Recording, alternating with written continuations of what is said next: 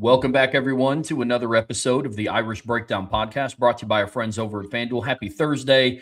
It's almost the weekend. Brian and I spent a lot of time yesterday getting some stuff around for the Irish Breakdown magazine, and man, it's coming together, something that we're really excited about. It's going to be awesome. But we are back with another episode today, and we have a lot to break down. So in part one of today's show, we wrote an article about it. It was on our premium message boards at irishbreakdown.com. But Marcus Freeman sat down with Pittsburgh Steelers defensive tackle Cam Hayward. Former teammate of his. Yeah, and had some content or some context around what his future may look like at Notre Dame. So in part one of today's show, we're going to dive into that.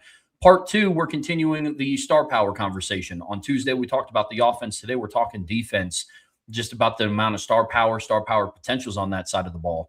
Part three of today's show, we're going to be diving into the portal impact of Notre Dame players coming in, something that we've seen, a consistent history of Marcus Freeman bringing in portal players that have made their presence known on defense. And then we're going to wrap up today's show with a daily mailbag geared towards the topics that we talk about today. MB for mailbag, mailbox emoji lets us know to set your submission aside. But Brian, absolutely loaded day today.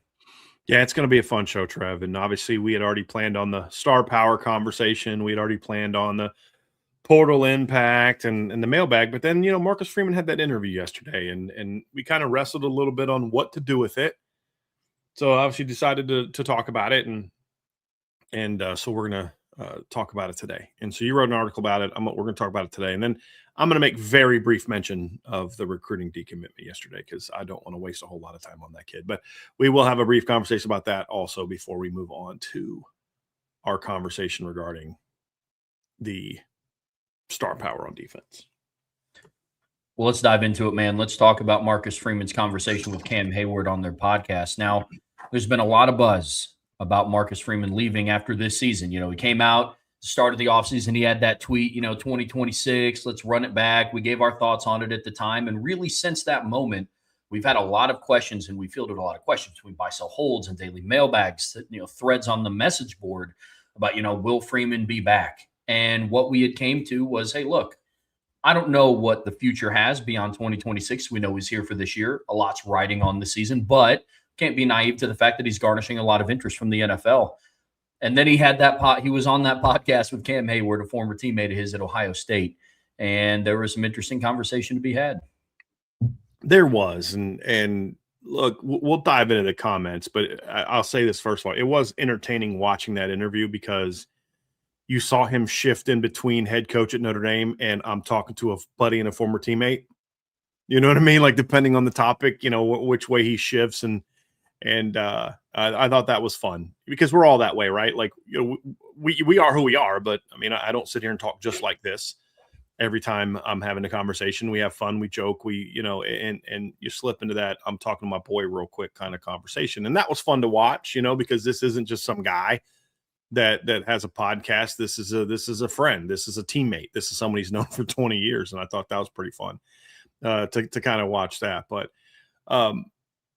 look, here's the deal. Let's just be real about something. Okay. There's a lot of the will Freeman stay here thing. And it's not just because we know he's going to garner attention. It's more about, like, he listened to that attention for a while. And the complaint that we had at the time was like, dude, like, step up and say something. You got all these rumors swirling around and all this kind of stuff, and you let that linger for a while.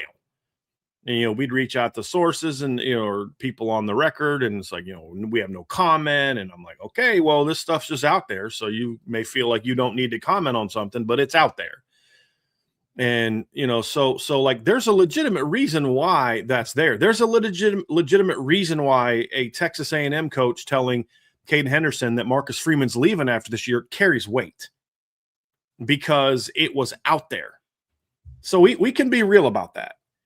But at the time, we also said, but we understand why he's doing it, because we've thought for a long time. And one of the things that we've always said is, I do believe Marcus Freeman's an honest guy.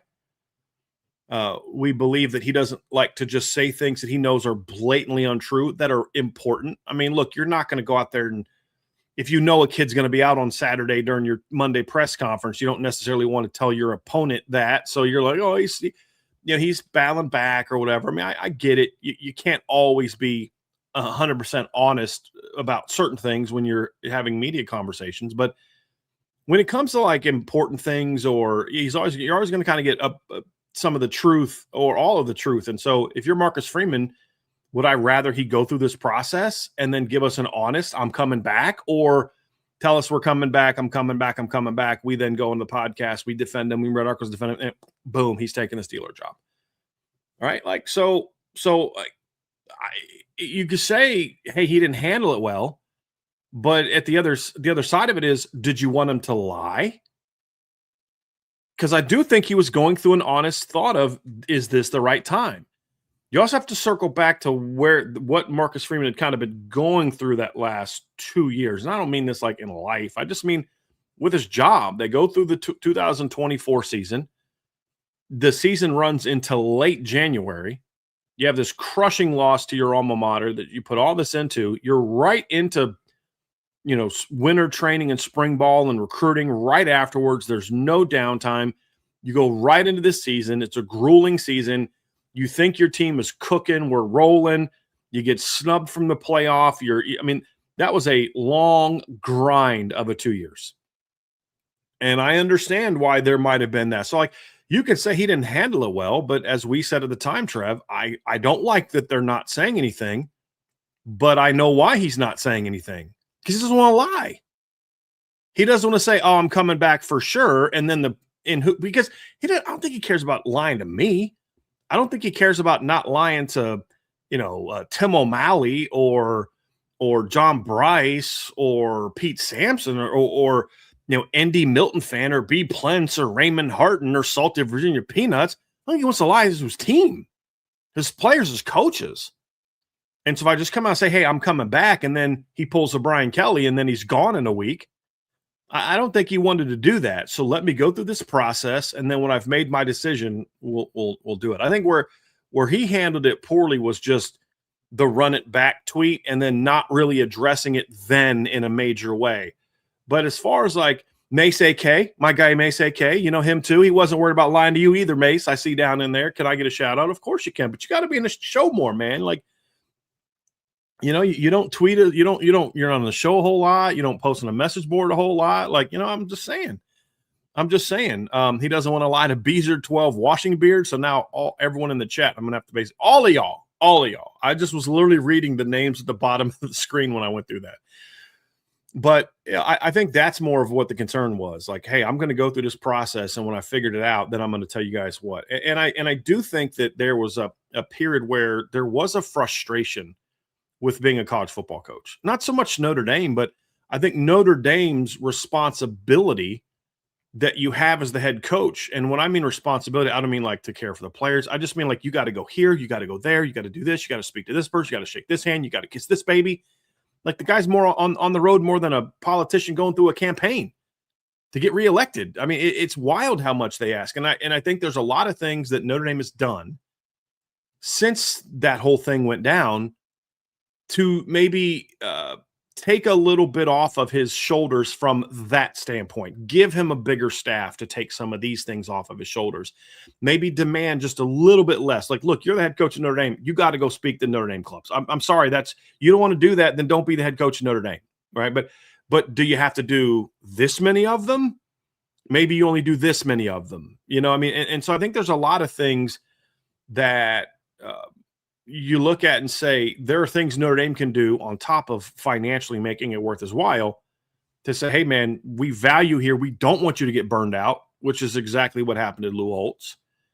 And who also was a major grinder, as far as like speaking and doing this and doing, he not only did stuff for Notre Dame people, he did like, motivational speeches and all this other kind of stuff. He was speaking before, Fortune 500 companies, all that kind of stuff. And I think Notre Dame has done some things, and now we look at it and we say, hey, listen, he has kind of had a bit of a 180, it seems. And he's been very adamant about this, because what he said to Cam Hayward was not really new. I think the talking to a friend and a former teammate, I think, adds a little bit more something to it, because it's one of those things, and we'll address specifically what he said, but he's been saying this for a while. And the more sources we talked to, like, yeah, I thought he was going to leave at the time, but that things have changed. His circumstances have changed. His family circumstances have changed. His job responsibilities have been adjusted. And Notre Dame's boosters are making life real easy for him right now by just saying, hey, whatever you need, we'll do it. Go out there and let's go win a championship. And if they do win a championship, there's the thought of, well, he's done everything he can in Notre Dame. And then the other thought is like, hey, we're rolling now, man. Do you think the money was rolling in before we won a title? You know, what's it going to be like now that we've won a title? So there's all types of ways to spin it. But I do think that the way it was said today was quite interesting, and that's what we'll kind of cover here.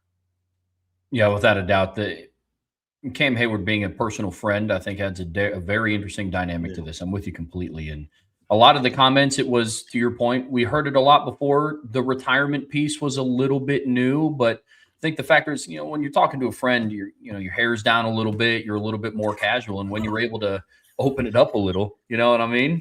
I'm sorry, that the hair thing is funny because they ended up the conversation they had about that later. Yeah. He kind of admitted some things we've all known, you know, about the hair, which is kind of fun. But anyway, sorry, Trev. Just when he said hair down, I was like, oh, okay. When I said it, I immediately thought of it too. You're not alone, brother. You're not alone. But the comments were noteworthy, and you know what we'll address. He mentioned, you know, retirement and how great of a place Notre Dame was. There was some consistency, but I think the setting, when you factor all of that in, gives it some meaning. Yeah, I look.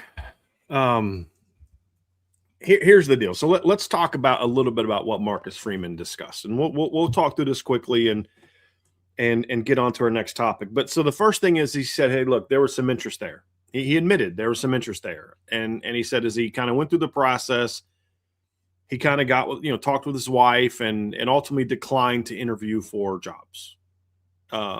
That's what he said. And he said, he talked to his wife, they prayed about it. And he said, he's right where he needs to be. And he's always said that, like, hey, I'm where I want to be, you know, now, but that doesn't mean that's where you're going to want to be a year from now. Those things aren't necessarily new, that part of it. Like, he's repeated that before. Hey, I was interested. I wanted to learn some things about the programs and what do they think about this and what does it take to be successful. And he talked about all that. He said all that stuff before. The two things that were, I thought, a little bit interesting were, number one, like you said, Trev, he said, I plan to, he goes, I want, not I plan, I want. That's very specific language, because I plan to means this is what I'm planning to do. The other thing is I wanted to do that. I want to run Irish Breakdown until I going into, being buried 6 feet under. But then, Elon Musk offers me $1 billion to take over Irish Breakdown. I got to think about whether or not I want to still be doing Irish Breakdown. Wow. You know what I mean? Like, that there is a price where, like, well, this was my plan. But, well, I'll give you an example, Trev. So my wife and I went through this process where we were thinking about maybe buying a new house. And, there's obviously a lot of reasons to buy now. There's a lot of reasons not to buy now. And, the cost is higher. We've got a great interest rate. There's a lot of things to kind of get into it, right? But so we were sitting there and I had somebody approach about buying the house. And I said, look, I'll sell you the house, but you're not going to pay what it's going to take for me to sell my house. And so I gave him a number. And he's like, well, your house is not worth that. I said, I know that. I said, but I'm not trying to leave. I'm happy here. So if you want me to leave my home that we've invested so much money, we got a new driveway, which you saw. We got, we built a new fence a year ago. We've got a new deck. We're getting ready to do something with our fire pit. We've, spent a lot of money, remodeling the kitchen, and we've put a lot of our touches on it. So if you want me to leave this, you're not going to pay me what the house is worth. You're going to have to go way beyond that. So I don't want to say I'm never leaving my home. I don't plan on it, but you could say, so you want to do this, but at the same time, you look at it and say, hey, listen, I wanted to do that, but something came along that was just too good of an offer to pass up, right? Like that. That's where I think that language is, I want to do this, as opposed to I'm planning to do this. I think there's a difference there. But then the other part was, he said, I'd like to, I plan on being here a long time. That is what he said. So like those two conversations were very interesting, which means I don't think he's in this I'm leaving after next year mode. But I also don't think that means he's going to be at Notre Dame till he's 70. You know, like I don't know if that's the case, but it very much came across, very, very much came across as God, I'm happy here. And maybe I did have some interest from some other places, but I think what I gathered from this comment and some other comments is I feel like perhaps when you look at the relationship he has with Pete Bavacqua, the things that Pete has done for Marcus Freeman, the things that the boosters are stepping up and doing, I think Marcus Freeman's appreciation and comfort here are greater than what they were 6 months ago when he was kind of back and forth on what he wanted to do. Actually, it's been, gosh, 7 months now.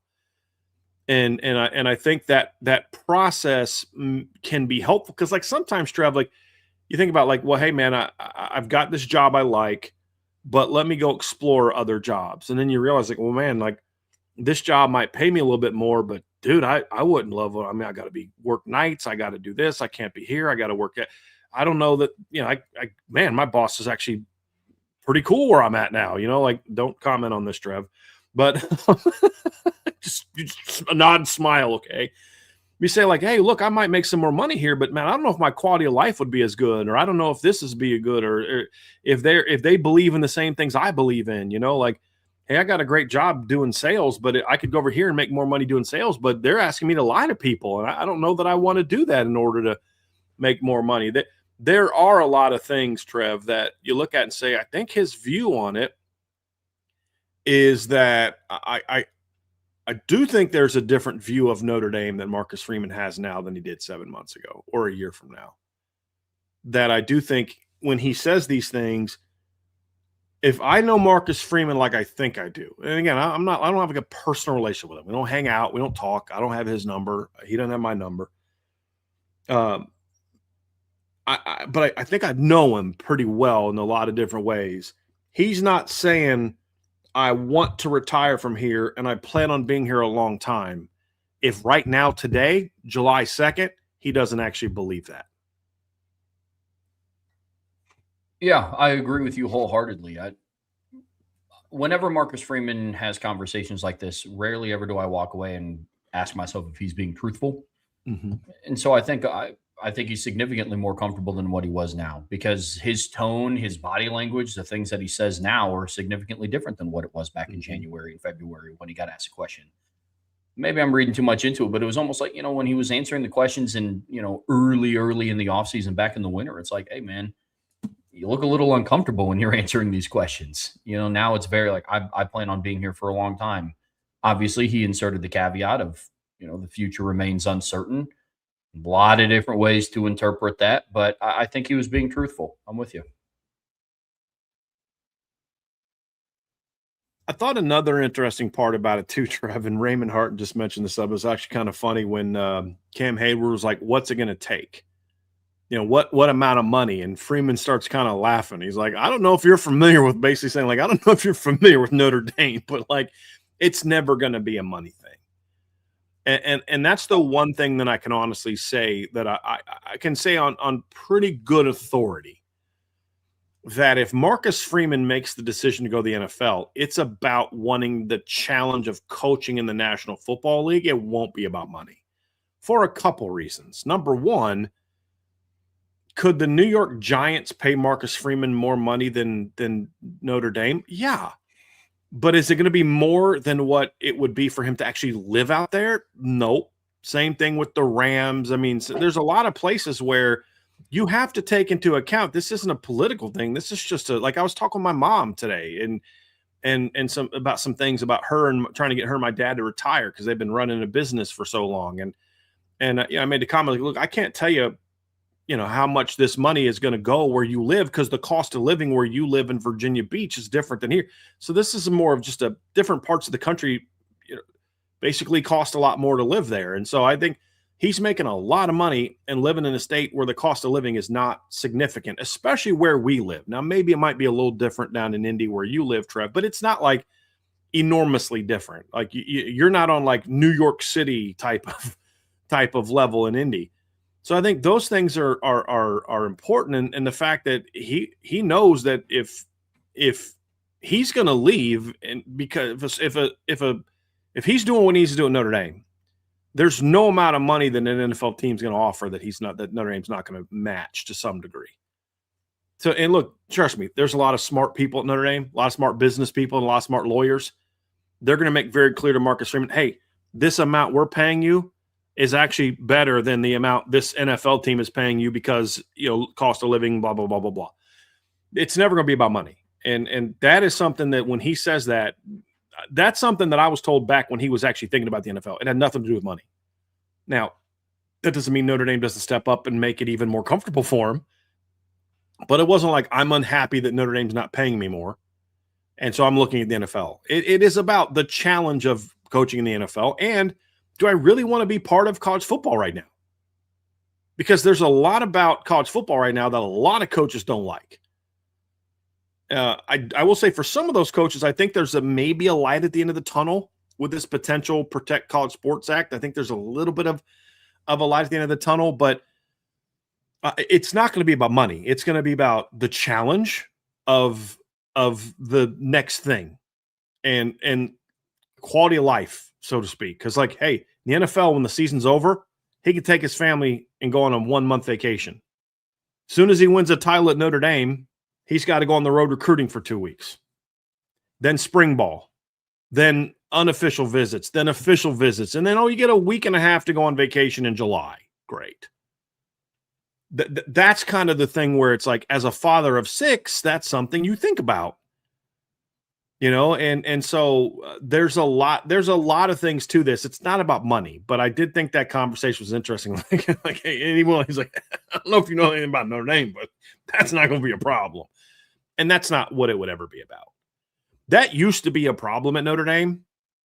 And look, I'll call Notre Dame out when it needs to be called out. You know that. And that's why, I rub some people the wrong way, but I'm always going to be honest. That used to be a major problem. Even when I've covered the team, like, you guys are cheapskates. The new leadership at Notre Dame, Trev, trust me, money in giving money to the football program and raising money for the football program is not something that's low on their priority list. It is at the top of their priority list. And as a friend of mine who has been in some of these meetings and conversations has said, you have leadership at Notre Dame that understands the idea of this isn't just spending money on football to spend money on football or to win football games. They're looking beyond that. They're talking about the ROI. They're saying if we spend $50 million here, and things go well, we're going to get 70 back. That type of thing from revenue we generate by success and winning and those type of things. And so I think it's more of, hey, they're supporting me. They have my back. They're going to do what it takes for me to achieve the things that I want to achieve here.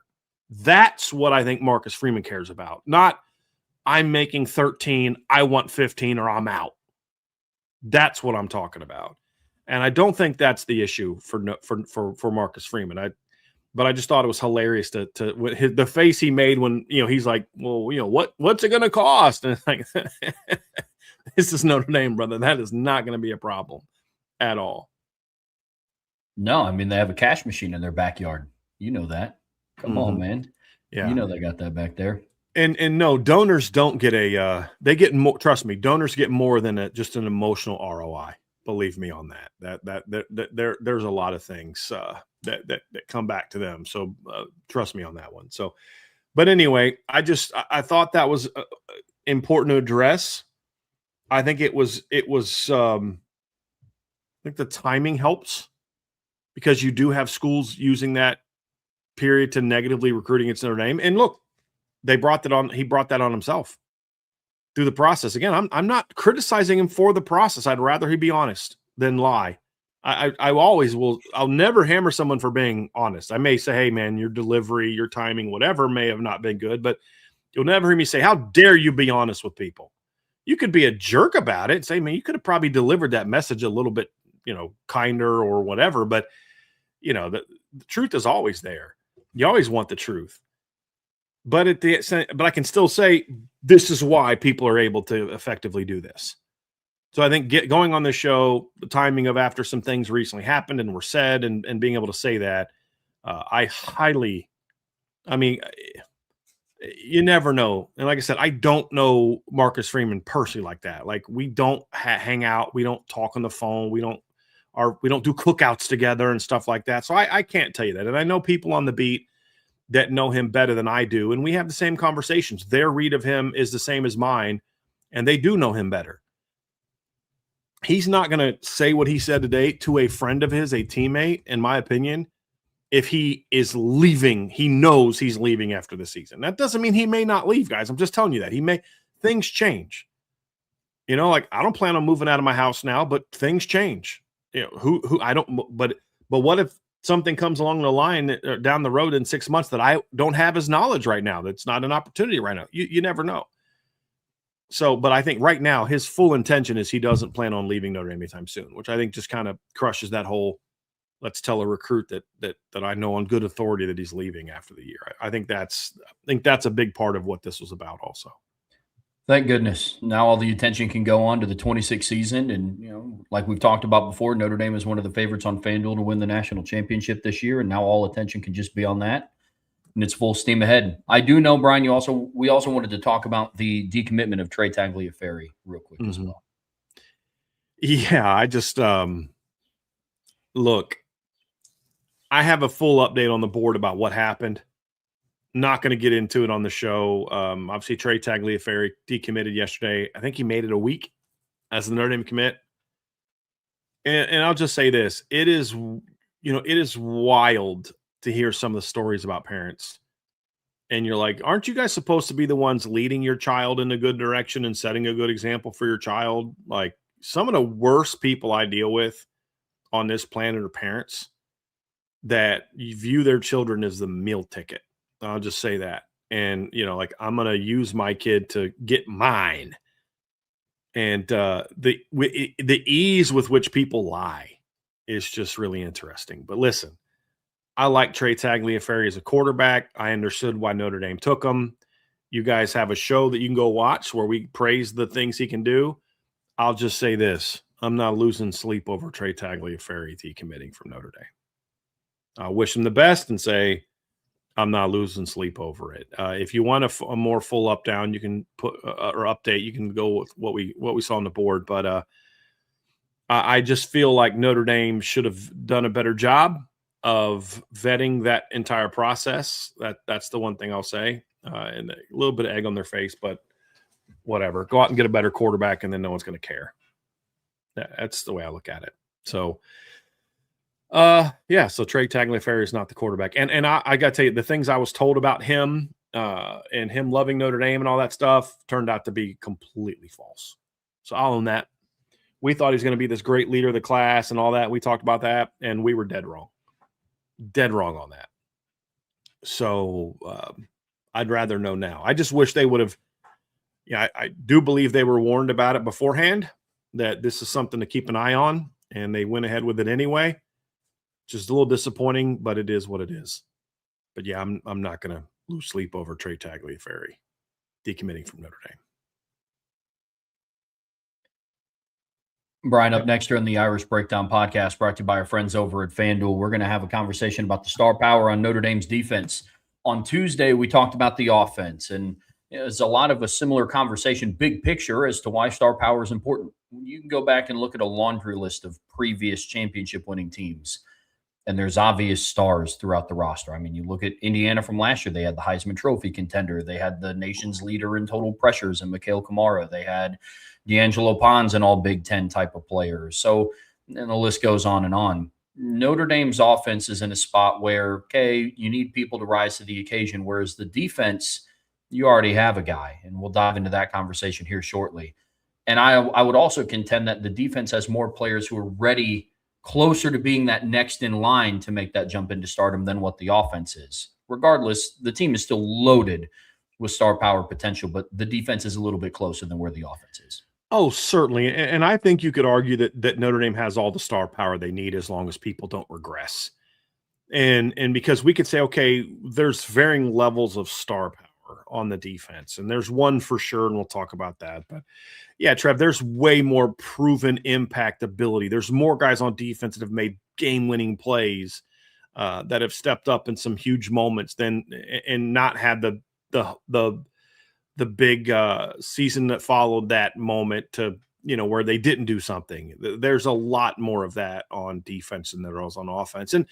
And honestly, I think, Trev, when you look at the preseason projection for both sides of the ball, I think that's why there's a lot more confidence from an outsider and an insider perspective, I think, in some degrees of like, hey, from a player standpoint, we don't have question marks about the Notre Dame defense.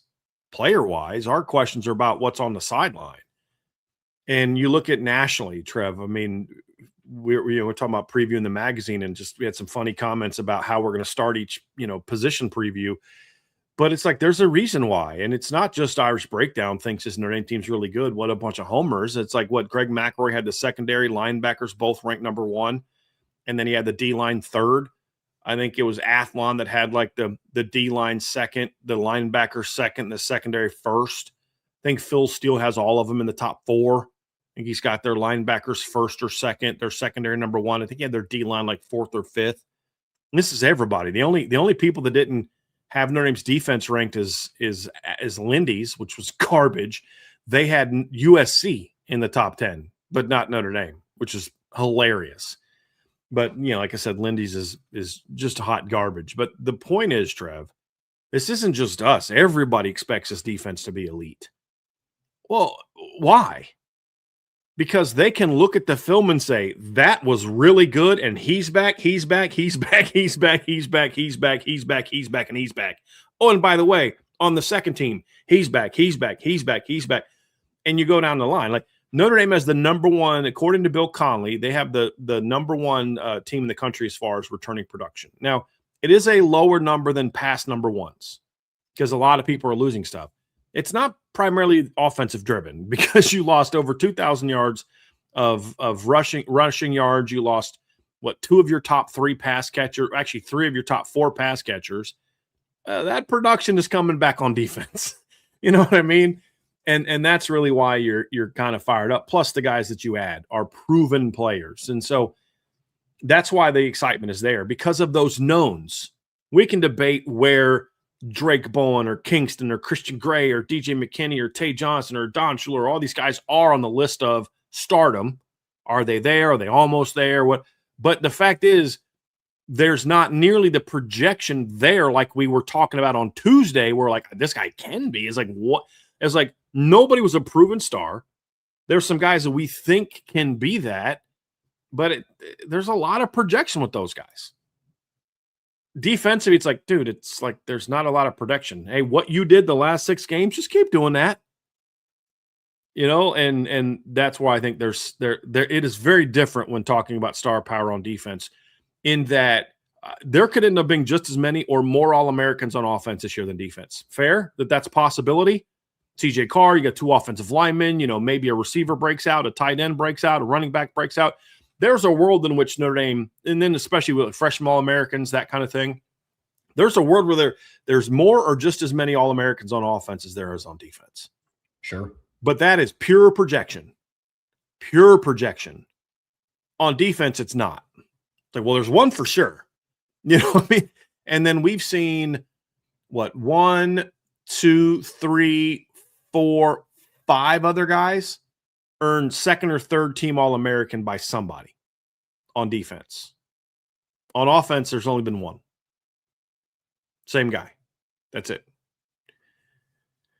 So I think those are things that you look at, say, that's why there's so much confidence in this Notre Dame defense that they're going to be really good. It's because of the knowns. There's so many more knowns coming back, meaning like, dude, if you just keep doing what you're doing, you're going to be a heck of a player.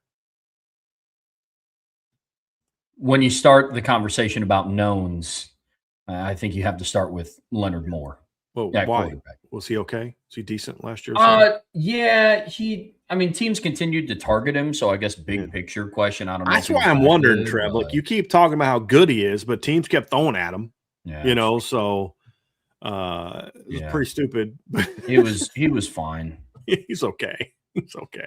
Yeah, he's not bad. He only locked down the Biletnikoff winner in a head-to-head matchup, playing a position he's never played before. But other than that, he's all right. Yeah. No, I mean, Trev, yeah, you're talking about Leonard Moore. This is the known. This is one of the most certain college football stars in all the country. I mean, look, ESPN I think did a top defensive players list, and yeah, we have some beef with that list, but I believe Leonard Moore is number one. Yep. You know, he is consistently a top 5 NFL draft pick.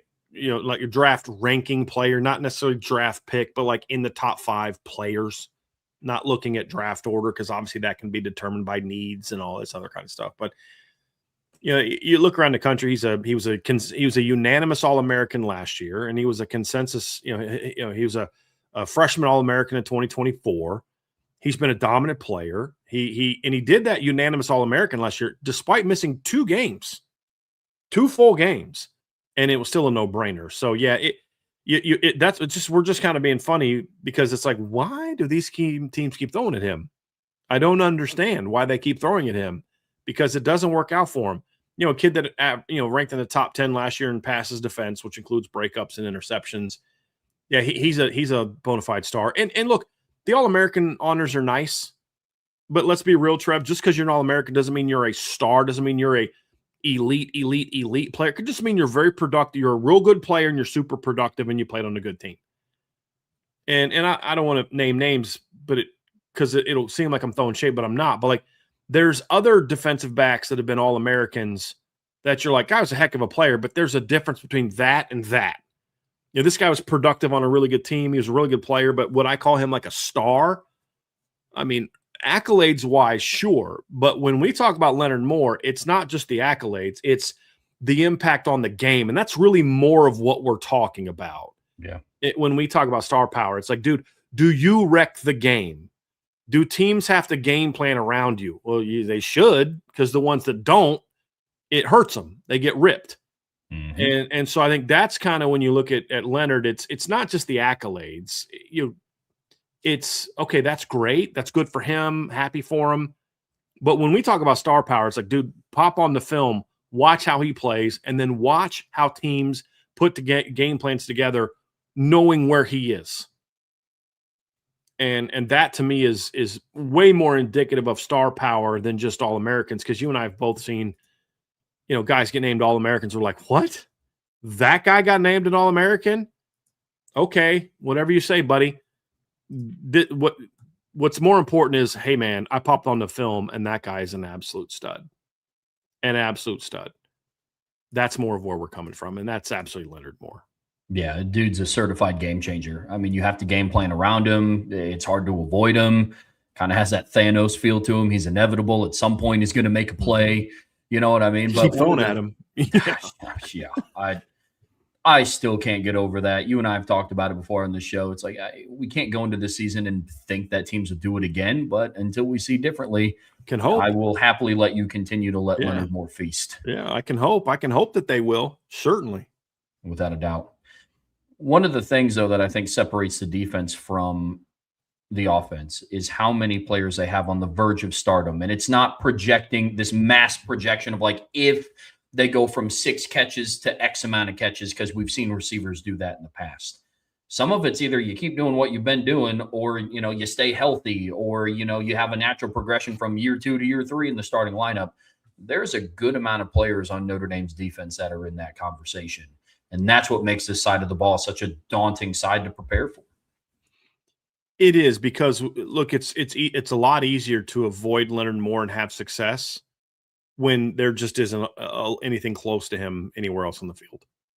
Or if there is success, it's like, okay, they got Leonard Moore and that one great edge rusher or that one great linebacker. Okay, cool. We'll handle that guy, and then we'll take advantage of these guys. And we've seen that recently at Notre Dame, where you had an Isaiah Foskey. Well, what did the good teams do against Isaiah Foskey? Their entire game plan was like, hey, we're gonna do this to Isaiah Foskey, and the good teams were able to kind of shut him down. Is that because he wasn't a good player? No, it's because, look, I don't care if you're playing a good team, they're going to be able to stop you if you're all they have to worry about. But the thing, like, take Miami for example. There were games where teams were like, dude, we're gonna shut Ruben Bain down. Okay, cool. Hey, did you guys see how Akeem Missador today just dominate that team, or vice versa? It's like, It's harder to do that when it's like multiple great players. And you can see how game plan changes. Well, I think Joe Mark just made a great example in the chat, Trev. He said, look, like the Julian Love game against Clemson. But that's a perfect example. Look at how Clemson's game plan changed when Julian Love went out. They immediately start just throwing deep balls to his side. They did that. They threw like one deep ball early on Troy Pride, and he almost picked it, and then they just stopped throwing at Troy Pride. And then you're like, okay, I'm not sure what we're going to do. So they tried to go up the seams and make some plays, and it just wasn't as effective. And then all of a sudden he goes down, and boom, next thing you know, hey, guess what? They're hitting deep balls down the field. And they scored like 17 points in like real quickly. That's exactly what we're talking about. Clemson now had a lot more on their plate because they were having two corners they were having a hard time throwing at. Then one goes down and the other one's not as good. So it's not like Julian Love is this great player, but everybody else is just okay. It was you had two corners playing at a high level in that game, which didn't give Clemson a lot of good options. But once one of them got down, then they found somebody they could go after. And it didn't matter how good Troy Pride was in that game. And that's what we're talking about is you have players around him that like, hey, you can go away from him and try to go with that guy, but good luck. And that's what like to your point, Trev, that's why I think this defense is getting so much preseason love because they're like, do you pop on the tape and you're like, man, I was studying DBs last year and I'm blown away by this guy. Now I'm studying linebackers. I'm like, dude, these guys are ballers, man. Now I'm studying the D line. Dude, these guys are ballers. And that's where the excitement. Even David Pollock had the Notre Dame D line third. I just knew he was not going to include Notre Dame in his top 5. I was wrong. He had him third. So this isn't just Notre Dame fans talking about this. This is everybody's looking at the film and saying, hey, and these are ball watchers, right? Like these are guys that watch football. Like these are guys that study tape. These aren't guys that are just looking at the Phil Steele preseason All-American list. David Pollock's coming to his opinion, whether you agree with it or not, by watching film. That doesn't mean he's always right, but that's what he's doing. Just like we're not always right when we watch film. But it's not like he's just telling you something because that's the popular opinion. He's doing it because he's watching film. Same thing with Todd McShay. I may not always agree with Todd McShay, but I've never said, I don't think that guy's watched that dude's film. He and I have a very different opinion of Lenore Sellers. I don't think he's doing it because he's in groupthink. I think he sees things that he puts more emphasis on than I do. Now, maybe it's because he's looking at it from a draft standpoint and I'm looking at it from an actual playing quarterback standpoint. But the point is, you're never going to accuse him of that dude's just going along with what everybody else is saying or he didn't watch the tape. So even people like that are looking at this defense, Trev, and saying there's dudes everywhere on this Notre Dame defense. And it starts with their middle linebacker who's coming back. Obviously, outside of Leonard Moore, you got Drake Bowen who's going into his third year in the starting lineup. He's going to be a second-year captain. And he's one of the players that we're talking about. It's like Drake doesn't have to have this monumental leap forward to become a national star. There's a little bit of keep doing what you're doing. There's areas of his game that will continue improving. Some of it I think is going to be organic because he's going into year 2 of Chris Ash's system. And he's now the guy. Like he's the heart and soul of this defense. And I think a lot of that's going to start to shine this year. When you look at Drake's performance, obviously, I think when you talk about All-American lists, that's a different conversation than star player. Right. It's going to be tough for Drake to get All-American honors. It's doable, but it's going to be tough because of the nature of the defense and the fact that they rotate so much. But it's not impossible. And that's going to be determined by, does Drake take that next step? And when we talk about that, what is that next step for Drake?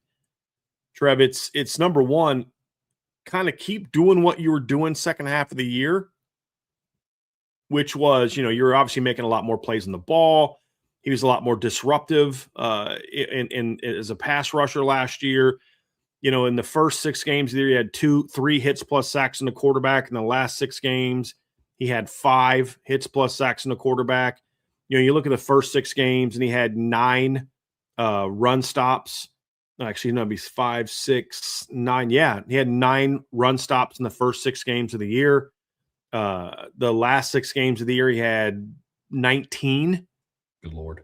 And that included USC and Pitt during that time, And so, you look at pass defense in the first 6 games of the year, he had no pass breakups, no interceptions. The last 6 games, he had 4.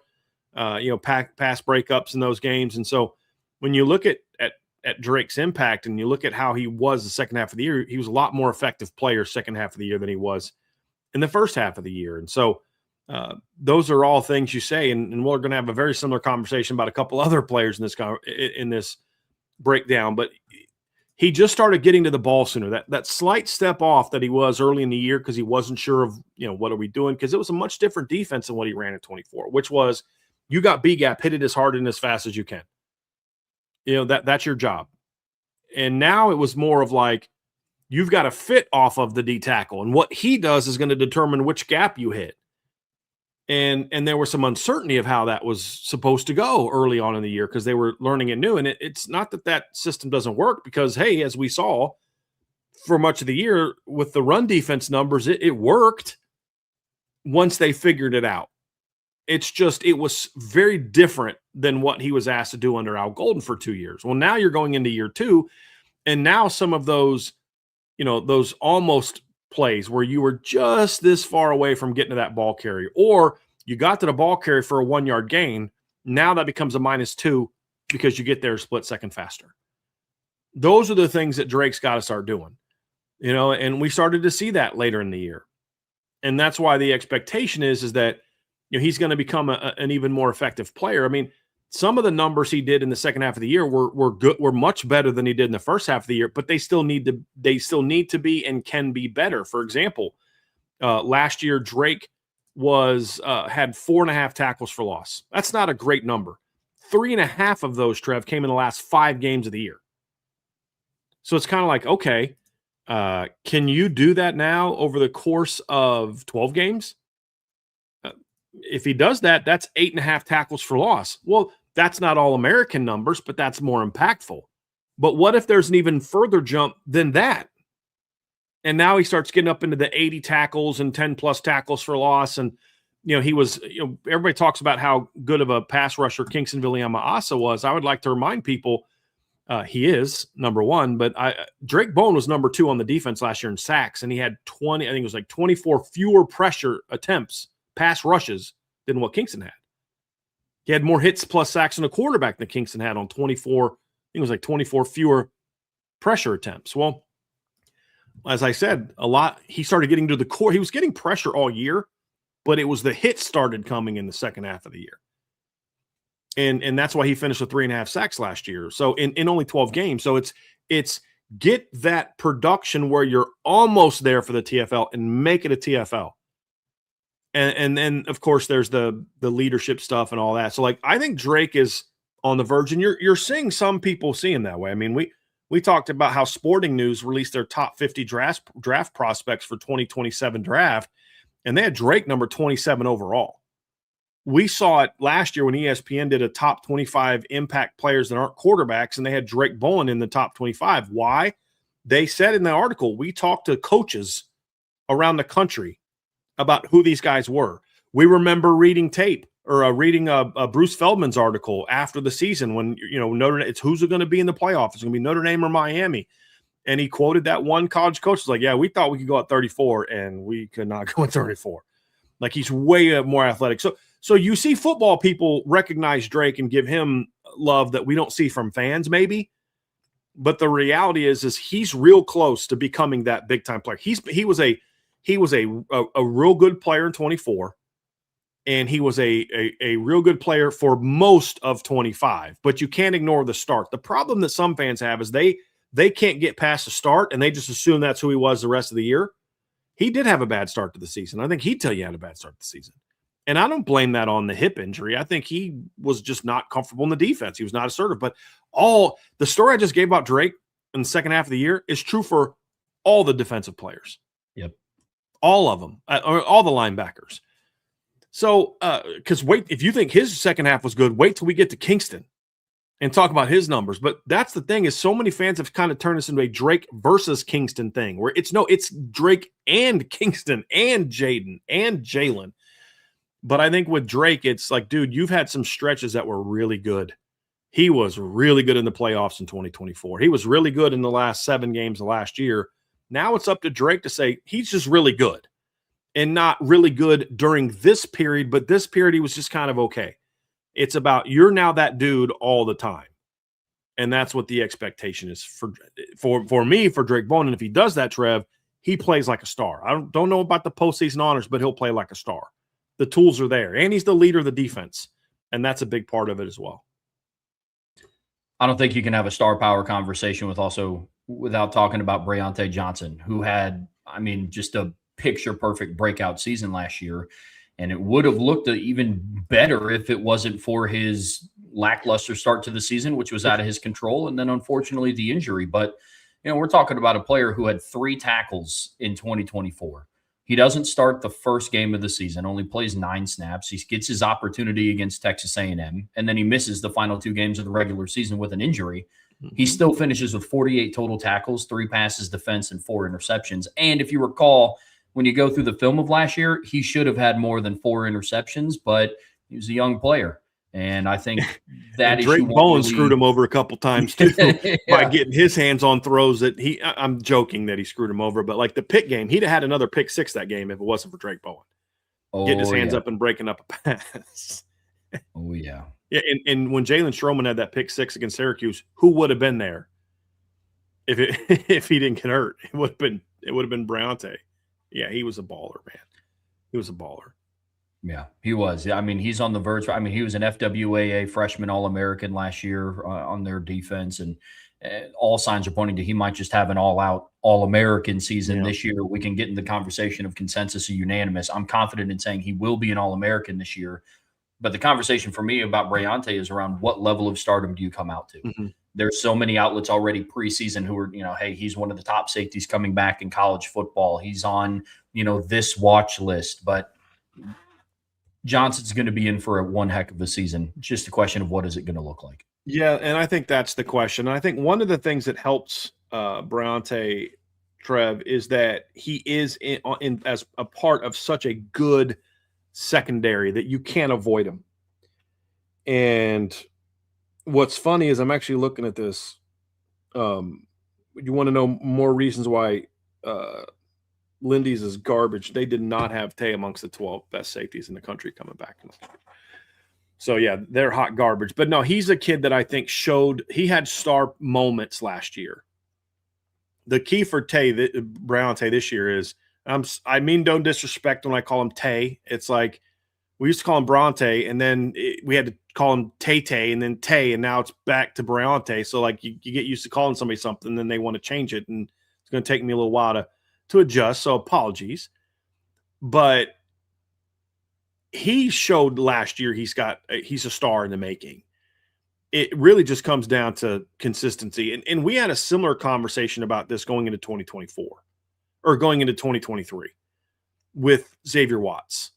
Because we talked in 22, like, dude, there were some flashes last year where, man, I remember a play against Stanford where he almost picks a pass off, but you go break the play down from the beginning, and he was just a second late reading the play. But then when he read it, man, he flew off the hash and broke it up instead of picking it off. And I'm like, dude, as he gets a better reads on things, that's a pick next year. Well, guess what? He turned all those things into picks the next year, But you could see the flashes. And in that same game, he's late reacting to an over route by Ben Juracek, and he's late, getting to the ball. He takes a bad angle and then misses them, and Ben goes for a touchdown against Stanford.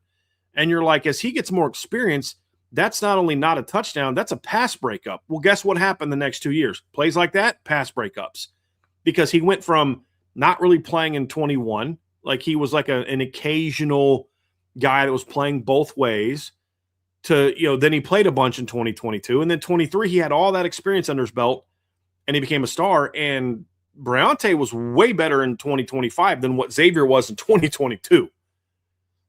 And that's what's exciting about it is you watch the film, and there's a lot of discipline problems from him. As far as, like, when I mean discipline, I don't mean like a bad thing, but like lane discipline, taking proper angles of the football, footwork, getting off the hash, where he is just so rangy and athletic that he could overcome some things. But as the season wore on, he got better and better and better. And those discipline issues became less and less and less. He was reacting better. He was reacting quicker. He was starting to get to the ball faster, taking better angles of the football. all those things started to be true, and that's when Tay started to become an even greater playmaker than he already was. He was a playmaker from jump, but it was one of those things where as he got more comfortable in the system, it was more and more and more, and that's what gets you so excited about what he can be this year, Trev, is that, I mean, last 6 games he played, all 4 of his interceptions came in the last 6 games he played.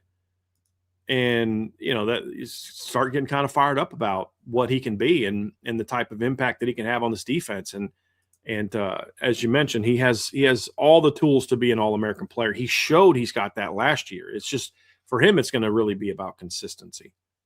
It really is.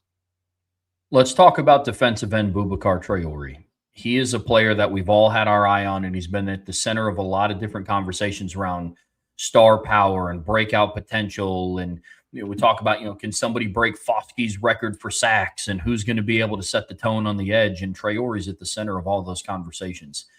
If Notre Dame wants to aspire to win a national championship this year, they have to have somebody emerge at the edge.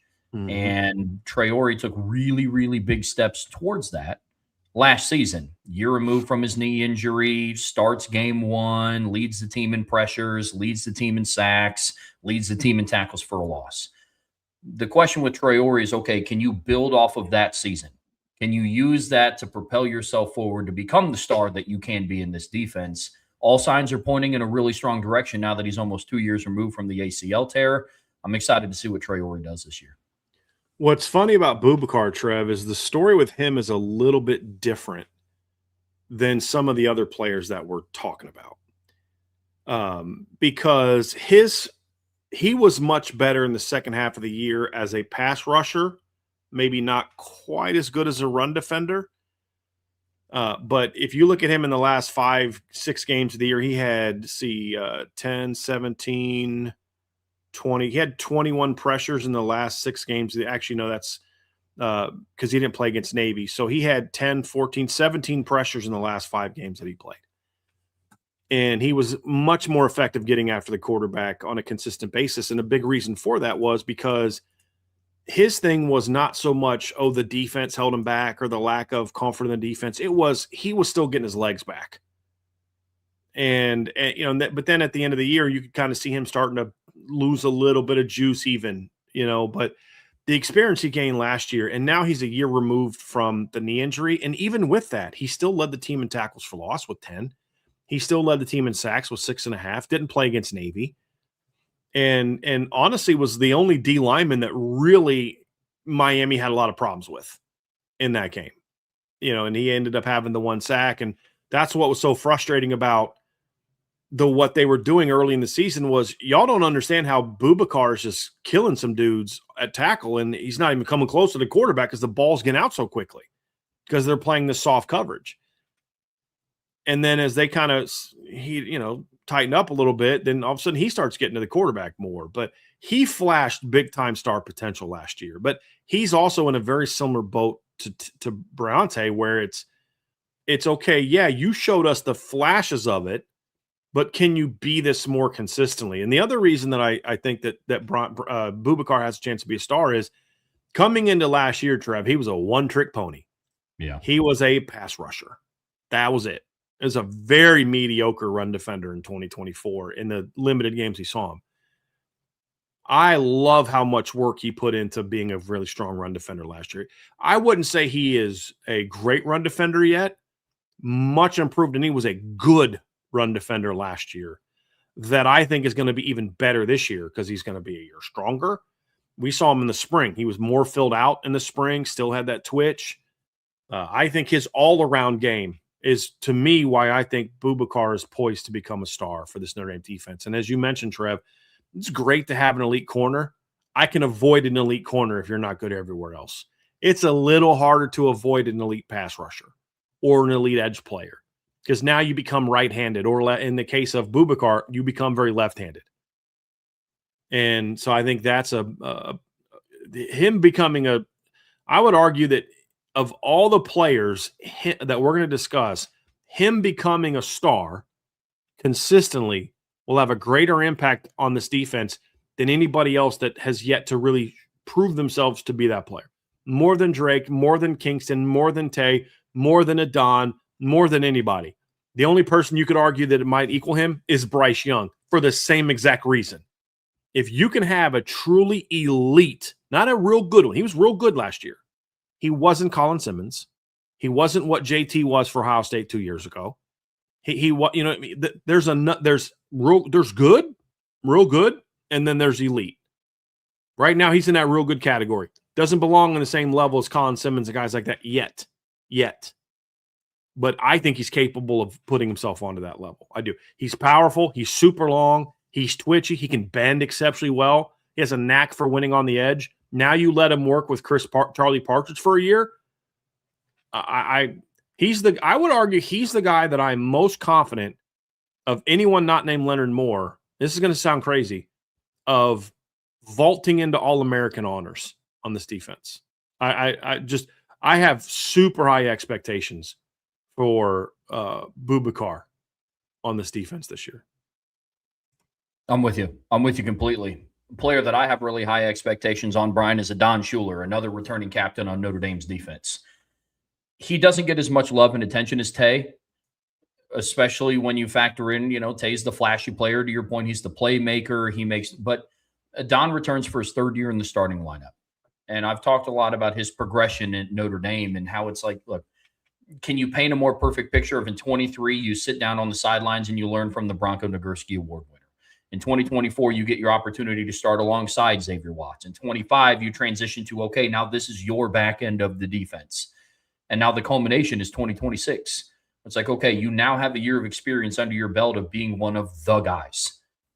Now what type of performance can you put together in 26? For Adon, are you going to be what you have been the last 2 seasons, which is that of a really, really good football player? Or do you use all of that experience and do you use a lot of those reps in practice and being the guy in 25, and do you turn that into an all-star performance in 26? I think it's more of the latter. I think he now has the experience. He has plenty of the skill set to do it. Is it going to look like what Xavier Watts did in 23? I'm not going to bet on it. But I think it's likely. If Notre Dame is going to win the national championship, if they go undefeated and hit their over, an 11.5 over-under win total on FanDuel, then Adon Schuler is going to play a really, really big part in that coming true. And I don't know that he'll ever get the credit that he deserves for the play he does. I think the big thing for Adon this year is cleaning up his tackling. Yep. That's going to be a big thing for Adon, is if he can become a more consistent tackler, I think his numbers take off. But he's not you nailed it, Trev. He's not the flashy guy. He just does his job and makes big plays, but he's just the quiet assassin. There's a reason he was a captain, though, last year as a true junior in college. Same with Drake. And his star, to me with Adon, his star power is more about what he actually does as a leader and as a player. It just may not show up in the accolades. But he was real clutch. And I think that teams were less apt to throw at him last year early on. They were going to pick on Jalen Stroman and Tay a little bit early. And so I think that kind of maybe kept his production down a little bit, but this year you're just not going to be able to avoid him. And when we saw what happened when teams tried to throw it to his side of the field in 2024, as they were trying to avoid Xavier Watts, he made a lot more plays. I think we're going to see a combination of that this year. And I think Adon is poised for a very big year. I just don't know that accolades wise he'll ever get the love because of Leonard Moore and Breontae Johnson and all that. But the ball coaches are going to pop into film and be like, dude, 8's a problem. I'll say this again. There's a reason Kirby Smart's tried to get him into the portal each of the last 2 years.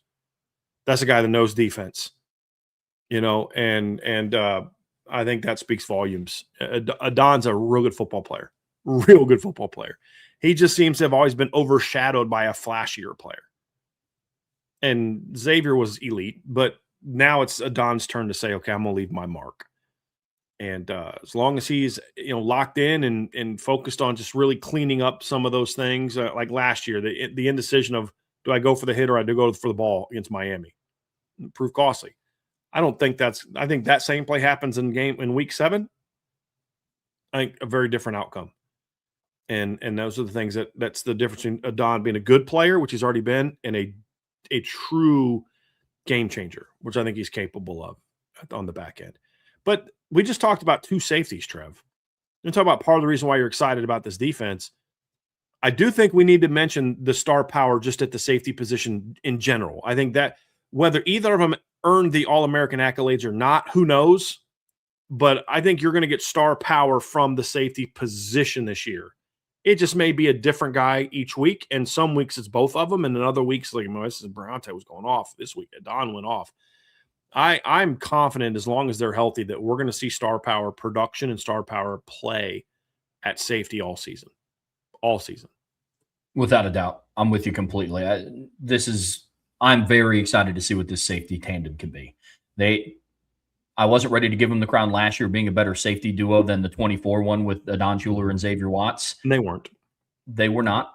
This season we could be having a different conversation. Yeah. I'm confident in saying that. Right, because that year you had the proven star in Xavier, but then Adon was a redshirt freshman unknown. And then also, if you want to go deeper than that, there was Rod Hurd, and after that, it was like, not really sure. There's a chance that the depth could even be better this year. You obviously have Luke Talich. Hopefully Joey O'Brien can get healthy. Hopefully Ethan Long can continue to improve and make a jump. So there's also a chance for more depth. But that's a position like linebacker. I don't know if any one linebacker becomes a star. We'll see. Could be multiple. But the production and the performance of those position groups will be like that. Whereas for this school, it may be because they have that one great linebacker. At Notre Dame, it's because it's just because they have 5 really good ones, but nobody's great. But you're at least going to get that performance. What's so exciting about this season is they may do that and one or two of these guys become star players. Same at safety. I'm confident that if they're both just more consistent than they were last year, you're going to get star production from the safety tandem, even if neither of them are what Xavier was in 24.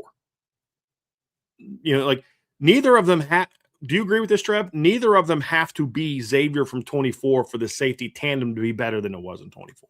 Agreed completely. Yeah, I mean, there's a lot of factors on the table. I mean, Adon is still Adon. He's just going to be 3 years more experience than what he was. Right. And Tay, for as much as I love Xavier Watts, Tay athletically is a better prospect than what Xavier Watts was. Now, can he be as good of a football player? That's the question. And the thing is, he doesn't have to be Xavier.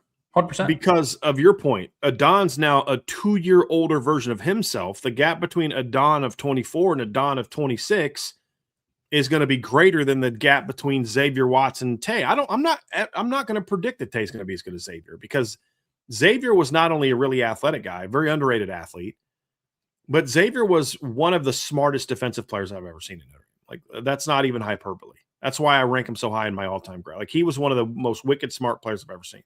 And he studied. Will Tay ever be that? I don't know.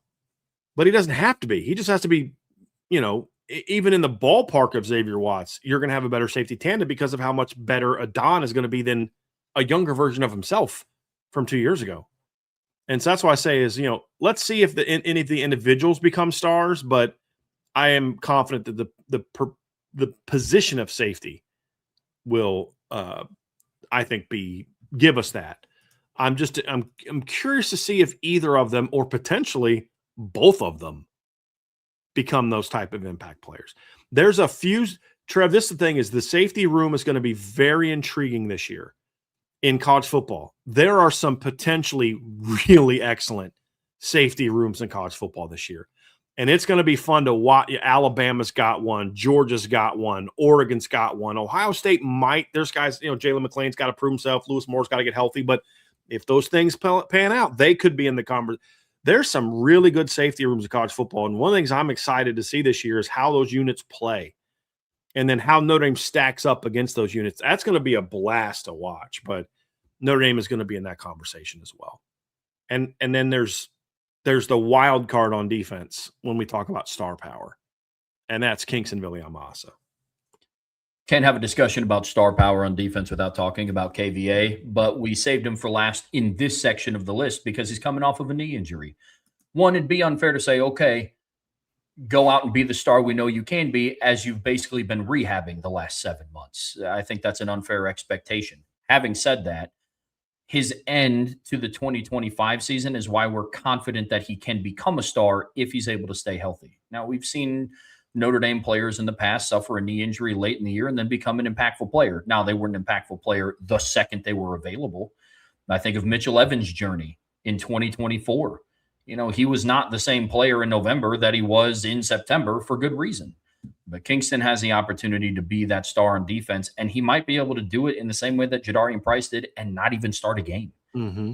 That's what's crazy about Kingston. That's what type of star power he brings to the table. And it also is a testament to how deep Notre Dame's linebacking room is. But Kingston is absolutely on the verge of becoming a star. The asterisk is he's coming off of an injury.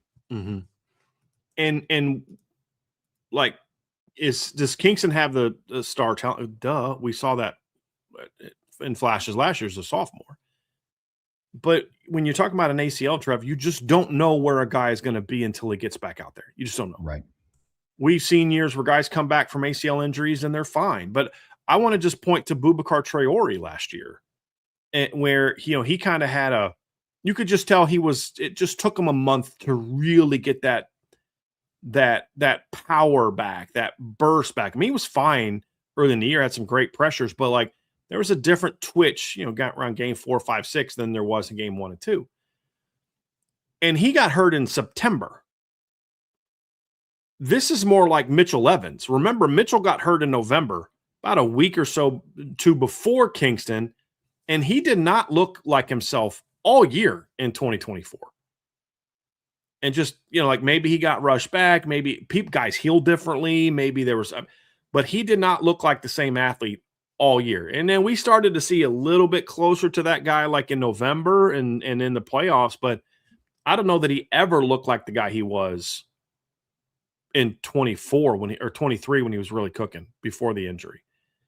So I do think there needs to be a level of, hey, let's be excited about Kingston, but let's also be understanding if maybe he isn't playing a lot early or isn't the same guy early. Like he'll be fine eventually. It's just when will that be? Will it be September? Will it be October? Will it be November? Will it be December?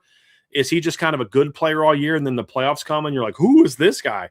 Is it going to be 27? Like that's the unknown when you're talking about a guy that it's not just a knee injury. It's that he hurt the knee in like late November. That it's the timing. That's the concern. So I think that's what gives us a little bit of pause. But let's just talk for a second if he comes back fully healthy. And what I mean by fully healthy is obviously he's physically cleared, but fully healthy to me is your burst is back, your strength is back, your flexibility is back, all that's back. You're back to what you were before. He's an elite player, and we started to see that last year. Like Kingston had his own fair share of struggles early in the season, just like all the other linebackers did as an off-ball linebacker. But he still was able to kind of have some flashy moments as a pass rusher. But, he didn't really start taking off until later in the season either, Trevin. He was the guy that in his freshman year had some issues in coverage. And that's why Notre Dame didn't ask him to do a whole lot of coverage early last season. But I remember a play where I kind of felt like the light went on for Kingston, and you're like, okay, he's got a chance to be a great all-around player, not just a downhill guy that can rush the passer and play the run. It was the Arkansas game. And you remember how many times last year where like they'd run read zone at him or they'd run motion and just he'd be kind of swimming a little bit as a freshman. They tried to run they did action to the right, like sprint out action to the right. They tried to sneak the back out of the backfield backside and on a wheel route, knowing they had an ISO against Kingston. Like there's a reason they ran it at Kingston and not Jaden Alsbury, because they knew Jaden Alsbury is going to be all over it. I don't think they thought Kingston would be. And he read it. His eyes were on the running back the entire time, which means he was doing his job, not go see ball, get ball. And just sniffs it out, takes the play away. They force the overthrow. I think Don broke it up, and you're like, okay. And then from that moment on, that's when you started to see Kingston become more of a difference maker as an every down linebacker, not just a pass rusher or a flashy playmaker. You started to see him get more comfortable playing the run. You started to see him get more comfortable as a pass rusher last season. And he's another guy whose production down the stretch was a lot better than what it was early in the season. And you look at him, Trev, and you look at his production in the last 5 games that he played. So it's USC on. This is a guy that, by the way, finished number 2 on the defense in tackles for loss, but his last 5 games were against USC, Boston College, Navy, Pitt, and Syracuse. So 3 of those teams were pretty darn good football teams. This isn't like, oh, they played nobody. He had 5.5 of his 7.5 tackles for loss were in those games, and he had none of them against Syracuse because he got hurt in the first half. Like he was starting to figure it out. Like you could see, like, okay, the consistency. And he had 5.5 tackles, 5.5 sacks or tackles for loss. He had 2.5 sacks, meaning 3 of those plays were not sacks. It wasn't like he had 5.5 tackles for loss and 4.5 sacks. He had 5.5 tackles for loss, 2.5 sacks, which means on the course of a season, if you take that production and you say, okay, if he can do that over the course of an entire season, you're talking about a guy that's going to have, hold on a second, I did the math wrong. I did 5.5 divided by 5 or 12 instead of 5. And then you look at that, that's a third, just to put into context what his production was in the last 5 games. If you put that out over the course of an entire season, regular season, that's 13 tackles for loss, Trev. And that is 6 sacks. That's all American territory for Kingston. And it's not like any other parts of his game took a back seat. It wasn't like, oh, he was making a lot of plays, but he wasn't really making a lot of, he was giving up plays in the pass game and all that is big time production. Now his tackle numbers weren't great. It's on pace for 48 there, but that's part of the rotation and what they were asking him to do as more than anything else. But like that impact play production that we were just talking about, like that's the kind of stuff that you look at Kingston and say, man, if he can play like that over the course of an entire season, that guy's got a chance to be a really, really good football player. Like, and not just flashy plays, but like, okay, this is why people are projecting him to be an All-American this year. I would kind of hold off on that just because of the injury. But if you're to tell me Kingston's going to be healthy for a full season, I'm like, all right, cool. He's going to be an All-American. Like, he's going to be a difference maker because we're going to see the guy we saw in the last 5 games of the year last year. That's what we're going to see consistently because that's what you recruited him to Notre Dame to be. And that's what he showed flashes of being as a freshman. Now, here's the big key for Kingston. He's got to prove he can stay on the field week after week because he also missed games as a freshman with a knee injury. That's a big concern I have. He's going to have to protect his knees a little bit. But like the injury last year against Syracuse was not about him getting chopped. It just, it happens.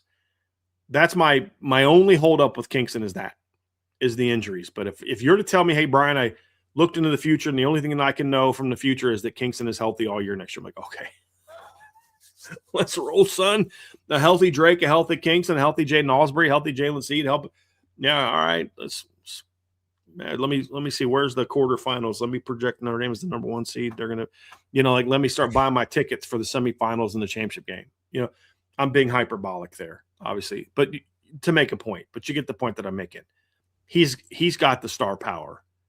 There's no question. We could have argued for talking about him first after Leonard, but as we said, there's a reason we kept him last because he's more of an unknown this year simply because of health. There are a couple other guys that are on our radar as other possibilities to break out into stardom. One of them was a player that you mentioned when we were talking about Boubacar Traore, and that's the defensive end opposite of him, Bryce Young. We've spent some time this offseason talking about the importance of what his emergence to stardom means at Notre Dame. And when I start thinking about what a breakout into stardom for Bryce Young, what that would mean for Notre Dame, this defense would be even more special than what it's already poised to be right now. Yeah, I mean, there's several guys we look at here, Trev. Obviously, you talk about Bryce Young as a guy that has a chance to be, just a real difference maker. We've listened to David Pollock talk about him. You listen to other people talk about him. They see the tools. They see the traits. They see the 6'6". They see the 260. They see the explosiveness. They see the length, the power. It's just about him putting it all together. We've mentioned this multiple times the last couple of weeks. He was number 2 on the team in pressures last year. Only had 2 fewer pressures than Boubacar had, and he did it on what'd you say, Trev? Like 94 fewer pass rush snaps. 92. 92. And he had, what, 8 hits, 10? Was it 10 hits plus sacks in a quarterback last year? I think he had 2 sacks and then 10 hits plus sacks in a quarterback. I mean, so those are really good numbers for a guy. It was 2 and 6 or 3 and 8. So he had 11 hits plus sacks in a quarterback last year. It's just too many of them were hits and not enough of them were sacks. That's really what the problem is, Trev, is he's got to do a better job of that. But if you look at you project the numbers out over the course of an entire season, and those hits plus sacks in a quarterback gets him to 16. If he plays the same number of pass rush snaps as Boubacar, he's got the same exact number of hits plus sacks in a quarterback as Boubacar did. But more of Boubacar's were sacks than what Bryce was. And that's the thing, is he's got to finish better and he's got to be more consistent, be more steady, be more assignment correct. Sometimes dominating is just you did your job real well. You stayed in the outside, you stayed in the C gap, you drove the center hard, the tackle hard back in the backfield. You didn't make the play, but by you dominating your guy and forcing the running back where you wanted him to, where the defense wanted him to go, now Drake can get the TFL, or Kingston get the TFL, or Jaden Osberg can get it, or Jalen Sneak can get it, or Madden can get it, or Tay can get it, or Don can get it, whatever. But don't try to make a play. Do your job really, really hard, really, really well, and then the plays up for you will come from that. And just some of the things like shooting the B gap when you're supposed to have C gap and letting the quarterback just get outside easily. Like you got to avoid those plays. But man, when Bryce is right, he is really, really good. You just got to see more of that. And same thing, honestly, Trev, for Christian Gray. That's another guy. Like, you have shown moments of brilliance, but can you do it more consistently? Can you stop being let's just say, in an 85-15 player where you're really good for 85% of snaps, but then those 15% of snaps, you're like, dude, come on, man. Sometimes maybe you want 90-10, however you want to do the split. But when you watch good Christian Gray, I could put a cut up together of every game he plays in, and leave out his 5 to 10 worst plays. And you're like, this dude is a dog. He is a high draft pick. That's what he shows for so much of the game. That's the frustrating part, is you got to eliminate those mental mistakes, those technical mistakes, the lack of confidence at times. Like, you just got to be that guy all the time that you are 85-90% of the time. If he does that, he can be a star. And then DJ McKinney's another one that I think is at least worthy of a conversation. We have seen at least 2 people project him as a first-round draft pick. Deion Sanders has praised him as a player. There's a reason that Mike Mickens wanted him so bad out of the portal. He's another guy that I think has a chance to be a big-time impact star caliber player this year that we'll talk more about in the next section. But I think those are some other guys you mentioned. Maybe the D tackle step up. Maybe another linebacker we're not talking about. Maybe it's Jaden Osberg that has the breakout year this year. Maybe it's Mad Faramo that has that breakout this year. Maybe it's Jason Onye. There's so many guys that you're like, I'm not ready to have a thorough conversation about that guy in the Star Power show. But would I be shocked if that guy gives some of that play at times this year? No. And I think that's why people are so excited about how good this defense can be. There's options up the middle, on the edge, linebacker, corner, safety. There's potential star power all over. The question is going to be, Trev, who actually does it? Who joins Leonard Moore on that level? And I'm looking forward to seeing that. Brian, let's talk about the transfer portal impact on defense here in the Irish Breakdown podcast, brought to you by our friends over at FanDuel. And look, Notre Dame is a program that over recent years especially, we've seen several defensive players come in and make their presence known. In 23, you had Javonte Jean-Baptiste come in, led the team in tackles for loss and sacks. In 24, they brought in Jordan Clark and Rod Hurd. It was expected that Rod Hurd was going to step into the starting lineup. Adon Schuler ends up taking that spot throughout the offseason, but Hurd still had a very important role to play. And Jordan Clark, still to this day, is the best cover nickel that they've brought in. Obviously, this year they didn't go to the portal to necessarily bring in a nickel, potentially depth. But when I start looking at what Notre Dame needed to do in the transfer portal, this class that they brought in supplements some of the things that they need. What's funny about putting this portal class together, Trev, is this is exactly what they needed on defense, this class. But, man, it was a bumpy ride to get there. Man. You and I were talking about this when we were kind of game planning for the show last night. Like, man, This was you look at, God, they don't get Xavier Gilliam, they're screwed. Because at the time, there were no other, like Francis Brew wasn't in the portal yet, or he might have just gone in the portal, but we weren't sure if they were going to get him. And Tion Gray wasn't in the portal yet. He jumped in at the very end of the portal window. I mean, there was, go ahead, Trev. At one point in time, just on the D line, it was like, okay, Donnie Heinisch retires, Gabe Rubio's gone, Jared Dawson's gone, Jason Onye's probably out of eligibility, Armel Mukam enters the transfer portal. Obviously, the Mateen kid wasn't going to come to South Bend. Elijah Hughes was your most veteran returning defensive lineman at the time. Oh, and by the way, they didn't have a coach. Right. Yeah. And you just completely dropped the ball with the Gilliam recruitment. I mean, there just was, it was like the offseason could not be worse for the D tackle position. Could not have been worse. And within 2 weeks, that was completely turned on its head. Armel announces he's coming back. Jason Onye gets a 6th year. Charlie Partridge gets hired, not in any order. And then you finish the portal class off with Francis Brew and Tion Gray. It was kind of a perfect offseason other than Donovan Heinisch retiring. It was kind of a perfect offseason after how it started at D tackle. But even in the secondary, Trev, the defensive end, you really needed this kind of class. And it just goes to show it doesn't matter how you start. It only matters how you finish when it comes to recruiting. And this portal class was exactly evidence of that. I mean, we got to the point where it's like, man, I don't know who Notre Dame's going to get at wide receiver, dude. Like, they're not going to get this guy. They tried it. This guy's not going to get in the portal.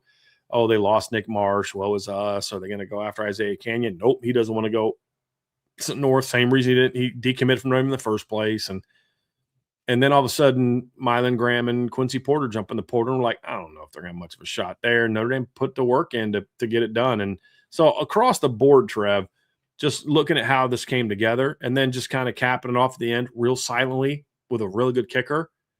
This portal class is everything you want it to be, but it's primarily on defense where they hit the notes that they needed to hit. Because I don't know if we have the same optimism about this defense if the portal season, if Tion Gray and Francis Brew don't jump in when they jumped in, and if Notre Dame doesn't get them, I think D tackle is still a major question mark. And so as we watch all these other opponents that we're talking about when we do breakdowns and how they're relying on the portal, Notre Dame normally got players in the portal that were like, well, this is a nickel and a nice end, but like this was the first year that I think there was a giant hole on defense that needed to be filled through the portal. Like, I don't know that I would put the need for Jordan Clark or Thomas Harper or Devontae Smith on the same level as what the need was on the D line this year at end and at D tackle. Because the end story wasn't great either. You lose Junior, you lose Josh Burnham, and it's like you lose Jordan Patelho, and you're like, okay, you got Bryson Bubakar, and then is Joe Reef ready to come? Let's hope the true freshmen are ready to step Tom up. Kulak ready, the true freshmen. And so, like, D-line in general, I would argue that this is the year where there was the greatest need for Notre Dame to hit a home run in the portal. And at least from what we know so far, I think they did that. And that's why I think the portal class is going to have a far bigger impact on defense this year than it ever has from start to finish. I mean, we've seen the defensive portal class of 24 was super important. Jordan Clark had a great year. It just did what he was asked to do week after week after week, including one game where they had to line him up a corner. They were so banged up in the secondary. RJ Oben, his season did not go the way that we hoped it would go. But man, if you're going to give me one play all year, you pick the perfect time and the perfect play to make, right? I mean, you think about the depth players, Rod Hurd, and very unsung hero from that Georgia game with that big 4th down stop, all over. Was it Oscar Delp or Lawson Lucky? I forget who he was covering on that play. Two.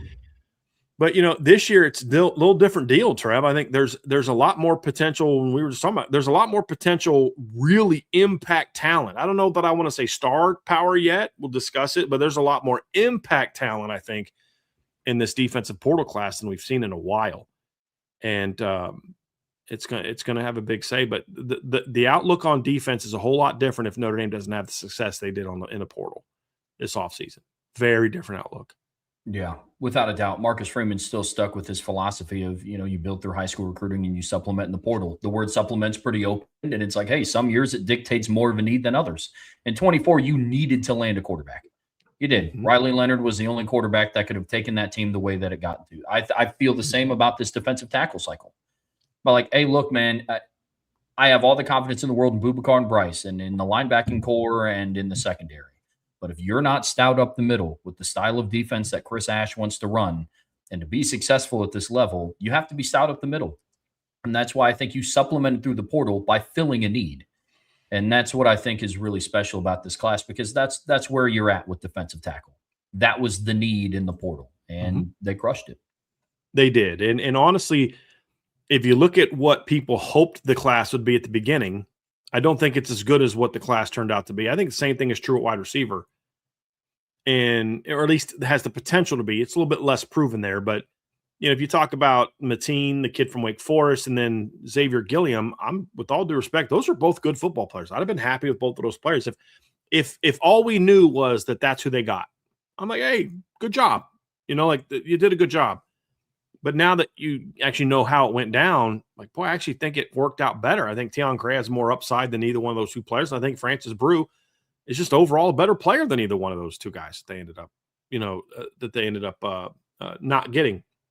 So it worked out perfectly. But when you talk about defensive tackle, Trevor, biggest need they had, and they nailed it. And they nailed it in a specific reason. What's the one thing that you look at what Notre Dame is really trying to do that's vastly different than what it was under Al Golden? I'm not talking about, they played more zone versus man. That's a schematic thing. I'm talking about a philosophical difference between Al Golden and Chris Ash.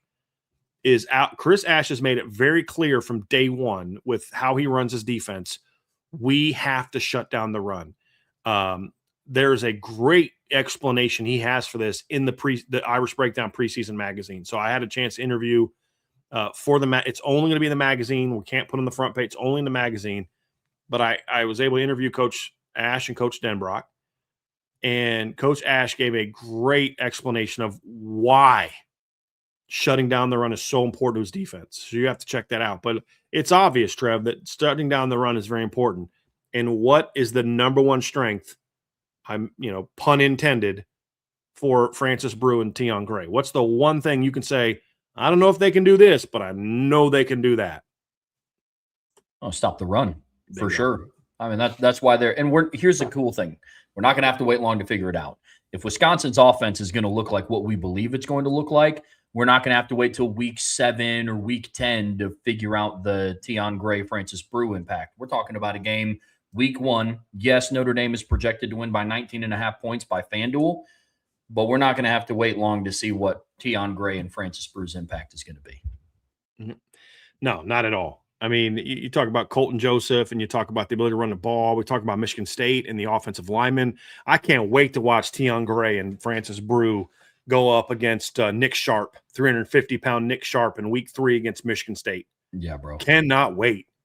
So, yeah, they're going to get tested early, and we're going to find out early. Now, look, I expect a little bit of growing pains from the both of them in different areas, and we saw a little bit of that this spring. But, Trev, I think much sooner rather than later, I think this duo is going to have a big impact on how this season goes. And I expect them to, I don't really care about who starts or who doesn't start. It doesn't mean a thing to me. They're going to get theirs, whether they're starting or coming off the bench. And I don't think it'll be both of them starting, because you're trying to when it comes to D tackles, you're not just putting your 2 1s are always together and your 2s are always together and your 3s are always together. You're trying to get different matchups. Like, these 2 guys complement each other well, or this is my run stopping duo, or this is my my tandem that I like to use more together against this team for whatever reason, because of what we're trying to do. And so I don't know how much we're going to see them kind of do that together, but they're both going to be asked to be impactful players. You'll see some in the nose, sometimes in the 3. I think they'll do both of those, but they're big keys to, you talk about expectations for this year, Trev. They are primary reason drivers of or at least the potential to be drivers of Notre Dame getting the run game into that range that we've talked about all offseason, to be a championship defense. And we'll say it again. The last 5 national champions have all allowed 90 yards or fewer in rushing per game. 3 of them have been in the 70s, or is it 2 of them have been in the 70s, 2 were in the 80s, and then once in the 90s, I believe. And no, 3, because I think Georgia was in the 70s both years they won it, and then Indiana was in the 70s last year. Ohio State was like in the 80s in 24, and then Michigan, I think, was at 90 and 23, I think is how that went. Trev, you can fact check me on that. But when you look at it, Trev, that's not an anomaly. That's a pattern. And, you know, you had the anomalies are like 20 Alabama and 19 LSU. Then you get back to 18 Clemson was dominant. 17 Alabama was dominant on the run. 16 Clemson was an anomaly. 2015 Alabama was dominant against the run. You know, 2014 Ohio State started off not great against the run, got way better later in the year. And so all those things are like, look, in college football, this is still a big part of what you're trying to do. It's still a big part of being elite in college football is stopping the run. And that's exactly why you bring in Francis Brew and Tion Gray, is to be factors in shutting down the run. So if we look at it, there's going to be a lot of reasons why it gets better. But, you know, if Drake Bowen and Kingston and Jaden Osbury and those guys have the kind of impact production we think they can have with tackles for loss and sacks, we're going to break down the film, Trev. And you're like, did you see that play where Francis Brew just ate up 2 blocks and drove him a yard and a half in the backfield, and Drake just comes right off of his butt and drills that running back a yard and a half behind the line of scrimmage? Did you see that play where Kingston looped right inside of Tion, who just shot into the B gap and just drove 2 guys back, and then Kingston loops around him, or Boubacar loops around him and gets to the quarterback? It's going to be stuff like that where maybe they're not the ones making those plays, although Francis had 7 tackles for loss last year. You know, but it's also the plays that other people are making because of their dominance at the point of attack. And that's why I'm so excited about those 2 guys. Yeah, without a doubt. You also were correct. Indiana and both Georgia teams were in the 70s. Ohio State was at 87, and then Michigan was in the 90s. So point being, stopping the run is going to be very important. Also, sidebar, we also aren't going to have to wait long to see if Ashton Craig is physically ready to be back, because he's going to be thrust into, all right, buddy, glad you're back to health. Now go match up with Jason Onye and Tion Gray and Francis Brew and Armel Mukum, and it's a great spot to be in, that's for sure. But I'm excited to see what they do. But like along those same lines, though, Trev, it's like that's also something I'm excited about with this offensive line, because Sullivan Absher and Ashton Craig and Anthony Knapp are going to get tested for 3 straight weeks by just a wave of big, physical, strong defensive ends. It's these 2 kids. It's Jason Onye. It's Armel Mukum. It's Elijah Hughes. It's Sean Civillano. It's like they're going to get tested big time. Cole Mullins, with some of its speed, some of its quickness, some of it's just sheer size, some of it with Francis Brew is just raw power. Like, oh, he's undersized, is 6'1", 285. Yeah, he's also one of the strongest players in college football, which is why he's able to dominate the way he does at the point of attack. And so, you know, like if the offensive line's playing well in fall camp, it's like, okay, I'm sorry, September opponents, this is going to get real ugly for you, you know? But that's the point. By the time they get to Wisconsin, with all due respect, the Wisconsin D line is going to be like, this is it? Like, really? You know what I've been going against every day for the last month? This is like, I'm on vacation, you know, like it gets you excited. Gets you real excited. Let's kick it back to the secondary and talk about some of the portal pickups back there. At corner, this was more of a want. We've talked a lot about the depth of the secondary, even beyond guys like Leonard Moore and Christian Gray, Tay, you know, with Don Schuler. I mean, you were bringing in a top freshman class. Dallas Golden and Mark Zachary are going into their sophomore season, but they still went out to the portal. And before Mike Mickens left, he identified 2 guys, Jaden Sanders and DJ McKinney. These were the wants. But as we saw, as we started to see the offseason start to unfold, especially DJ McKinney, they might become more of a need, you know, within the starting lineup. Yeah, it's I still wonder, is it a need? And why did they target these guys? Like that was kind of a big question that I had, Trev, and I was like, is there a lack of faith in like Dallas Golden or Mark Zachary or, you know, the freshman class? And as I talked to the coaches involved in this decision, a big part of it was, well, no, we really felt like, we didn't love the nickel options that were out there. And so we needed to do something at nickel. We didn't just want to have, just Dallas. We wanted a veteran there. And honestly, we kind of thought like Christian Gray actually could be better at nickel than anyone that we could maybe bring in. Sure. And there were some good corners that were out there. And obviously there were some they had studied DJ McKinney to the point where, like, if he jumps in the portal, this guy we'd really like. And so when they looked at it, it's like, well, look, if we can go out and get an outside corner, and there's some good ones in the portal class and some good ones who we think might jump into portal class, that it makes more sense to get our best 3-man. So it's really, in their eyes, it was no different than what they've been doing the last 3 years. It's just, instead of a nickel, it was an outside guy, because they're going to move their starting outside guy into nickel. So, like, Mark wasn't going to start at field corner next year anyway. Dallas wasn't going to start at field corner next year anyway. It was going to be Christian. And so I think that was kind of the conversation. It's like, okay, that kind of makes sense.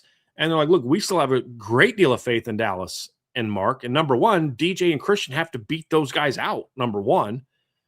But it's also, it gives them more time to develop, because Christian and DJ are done after 2026. Now, obviously the rule gets passed that potentially Christian could come back, but I don't know that that's, something that we're going to see after the year. So it was more of like hey, if we don't have to throw these two young guys into the mix. And then the other part of it was, after those two sophomores, if let's just say that Dallas just steps into the starting lineup in the slot, well, what do you have after that?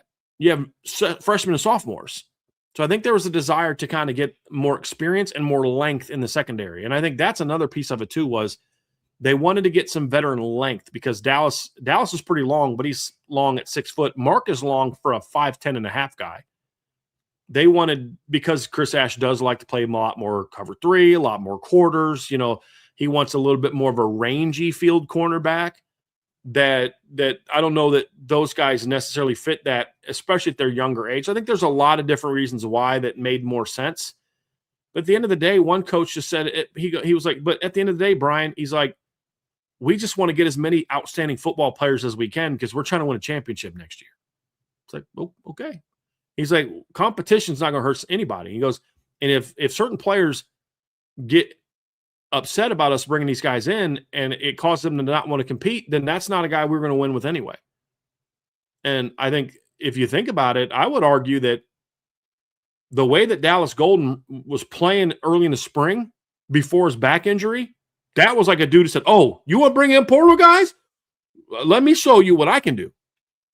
And he was playing at that level. And I think it raises the bar. Hey, you don't want to play well? Guess what? I got this guy trying to battle you. I got DJ McKinney pushing. I got Jaden Sanders pushing you. I got that. Hey, DJ, you can come here, but you're not being handed anything. You better be this. And so it's like, if DJ McKinney's starting at field corner, that means he had to beat out Dallas Golden. It means he had to beat out Mark Zachary. It means he had to beat out Kari Adams, had to beat out Aiden Pouncey, and kind of beat out Christian Gray, kind of, because he's playing at a level where it's like, if he's not playing well enough, you're going to be like, dude, we're going to move Christian back outside, because we're just not getting to play at the field corner position that we need. And so it's like you feel like there's a confidence that, hey, whoever plays there's going to be a dude because of the competition. I think that was a big part of it as well. So there's a lot of different reasons why they did that I didn't necessarily get at first. That's why I made the phone calls and asked the questions, where I'm like, yeah, that as a coach, that makes a ton of sense. Makes a ton of sense. And that's why I think there's a lot of confidence that this secondary room is going to be very good. And I don't think DJ McKinney's getting enough talk, Trev, amongst Notre Dame fans, because if you watch his 24 film, and his 25 film was pretty good. It just wasn't nearly as good as what it was in 24. I'm shocked he's not getting more national attention. Like, he wasn't even the top 100 in portal players from On3 and 247. And I'm like, I don't know what y'all are missing, but I'm seeing guys you're hyping up as portal guys, and I'm watching their film and I'm watching DJ McKinney's film, and these two things are not the same. Unfortunately, I think DJ McKinney coming to South Bend at the time that he did is more of an indictment of the season that Colorado had, more than it is on him as an individual player. If he would have, he was banged up a lot. Yeah. Yeah. He was banged up. He wasn't, playing somewhat of a different role, but I'm confident in saying this. If DJ McKinney would have came to Notre Dame, like if Colorado would have had their 2024 season in 2025, and then DJ McKinney came to Notre Dame, I think there'd be a lot more buzz. But people wrote off Colorado after week one. They're like, yeah, this team sucks and all their players are bad because they don't have Travis Hunter. I mean, in that first game, that was terrible. Yeah, I mean, they were awful. You know, but I mean, in the 2007 season, that was an awful season for Notre Dame. Trevor Laws was still a heck of a player. But you know what I mean? So I think DJ McKinney suffered a little bit from that as well. And he's just being overlooked. Mm-hmm. There was more attention that Cree Thomas went to Notre Dame than DJ McKinney coming to Notre Dame. Mm-hmm. There's more attention around Cree going to Colorado. So I'm with you. He's not getting enough attention. He was a heck of a player in 2024. He was a good player in 25. He was just banged up. But I'm very much looking forward to seeing what he can do on the back end of Notre Dame's defense. Oh, there's no doubt. There's no doubt. And the one thing that I think that DJ's going to have to improve upon, he's got to get stronger. Yeah. His play strength has got to get stronger. And one of the things that I've heard so far is that he has really attacked the weight room. Like really attacked the weight room. Like I think he understands. And that's, from what I was told, that's part of the reason he came to Notre Dame is because he sees how they've been developed. He didn't come to oh, well, NFL scouts are going to look at me. NFL scouts are going to look at him, wherever if he's at Colorado, because it's Deion Sanders. It's a corner from Deion Sanders. I mean, the number one overall draft pick was a corner at Colorado. But it's more so, hey, I needed to get developed a certain way. And one of the things that you watch is how physical Notre Dame corners are, especially the veteran corners. I mean, Cam Hart was a beast against the run. You look at how much better Benjamin or Leonard Moore got in his 2 years. I mean, Benjamin Morrison got better and better every year. So I think that's something where he said, hey, look, this is a great strength program. They're putting guys in the NFL. They're going to develop me. I think he came here to be pushed. And I really like the fact that he walks into a room knowing, dude, you're not being handed anything.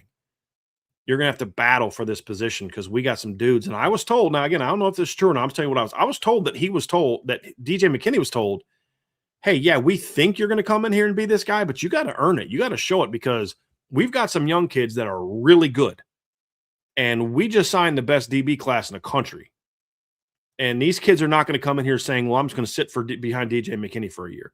And he still bought in. Same thing with Jaden Sanders. So I think what you also added to your room is you also added competitors, guys that looked at the depth chart, were not fazed by it. I'm telling you, Marcus Freeman doesn't promise things like that. They're all told, we think you can do this, but you got to come earn it because we also have some really good players. They still chose to come here. It tells me that these are competitive kids that aren't going to back down from a challenge. That's the kind of players you need, Trev, if you're going to go win 15, 16 games, compete for a championship. No question. Need competitors at the highest level. And I'm with you. When you first heard that they were bringing in these guys, we talked about it on the phone. I was like, okay. I was like, I don't really know what all they're going to bring you. I guess depth. And here we are talking about Jaden Sanders coming off of a very impressive spring, and Mr. Do-It-All type of player. DJ McKinney, he's the player probably at the top of my list, and I'm excited to see you fall camp.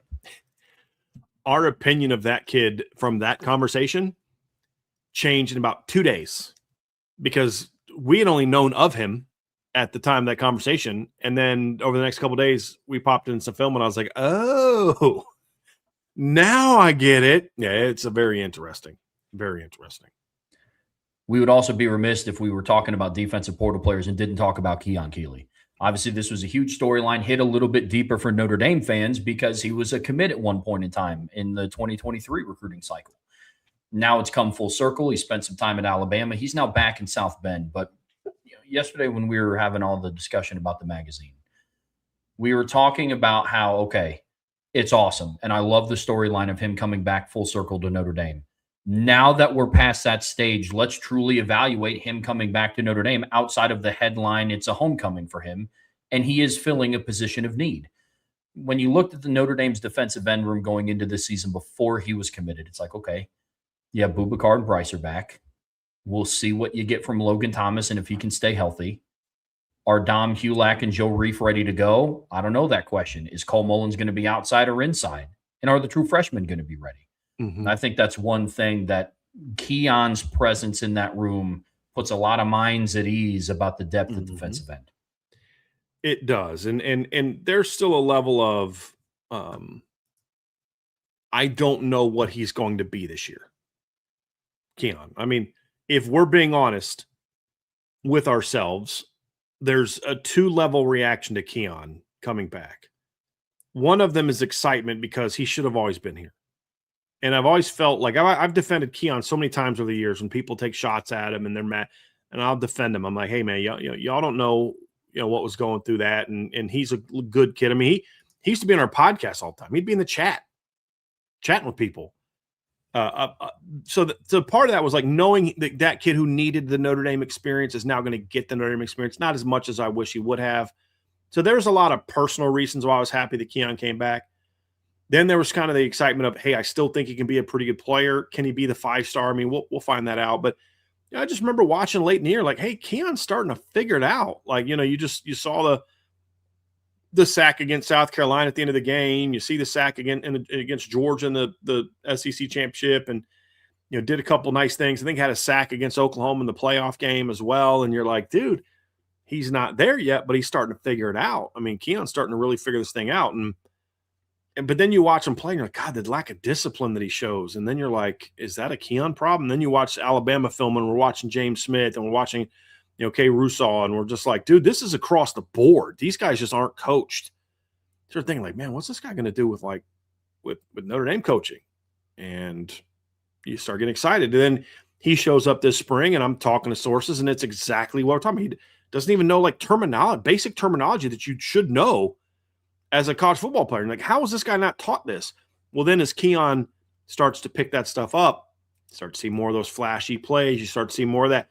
And like, he wasn't like great in the blue gold game, but to watch him play with discipline, the gap integrity, the power with which he was knocking guys back in the blue gold game, you're like, okay, Keon's taking a jump.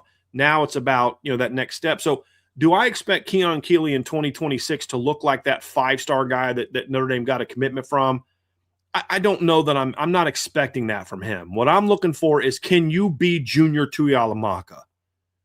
That's all I need minimum, which is play with physicality, play with a great motor, and to make the occasional play. Do your job.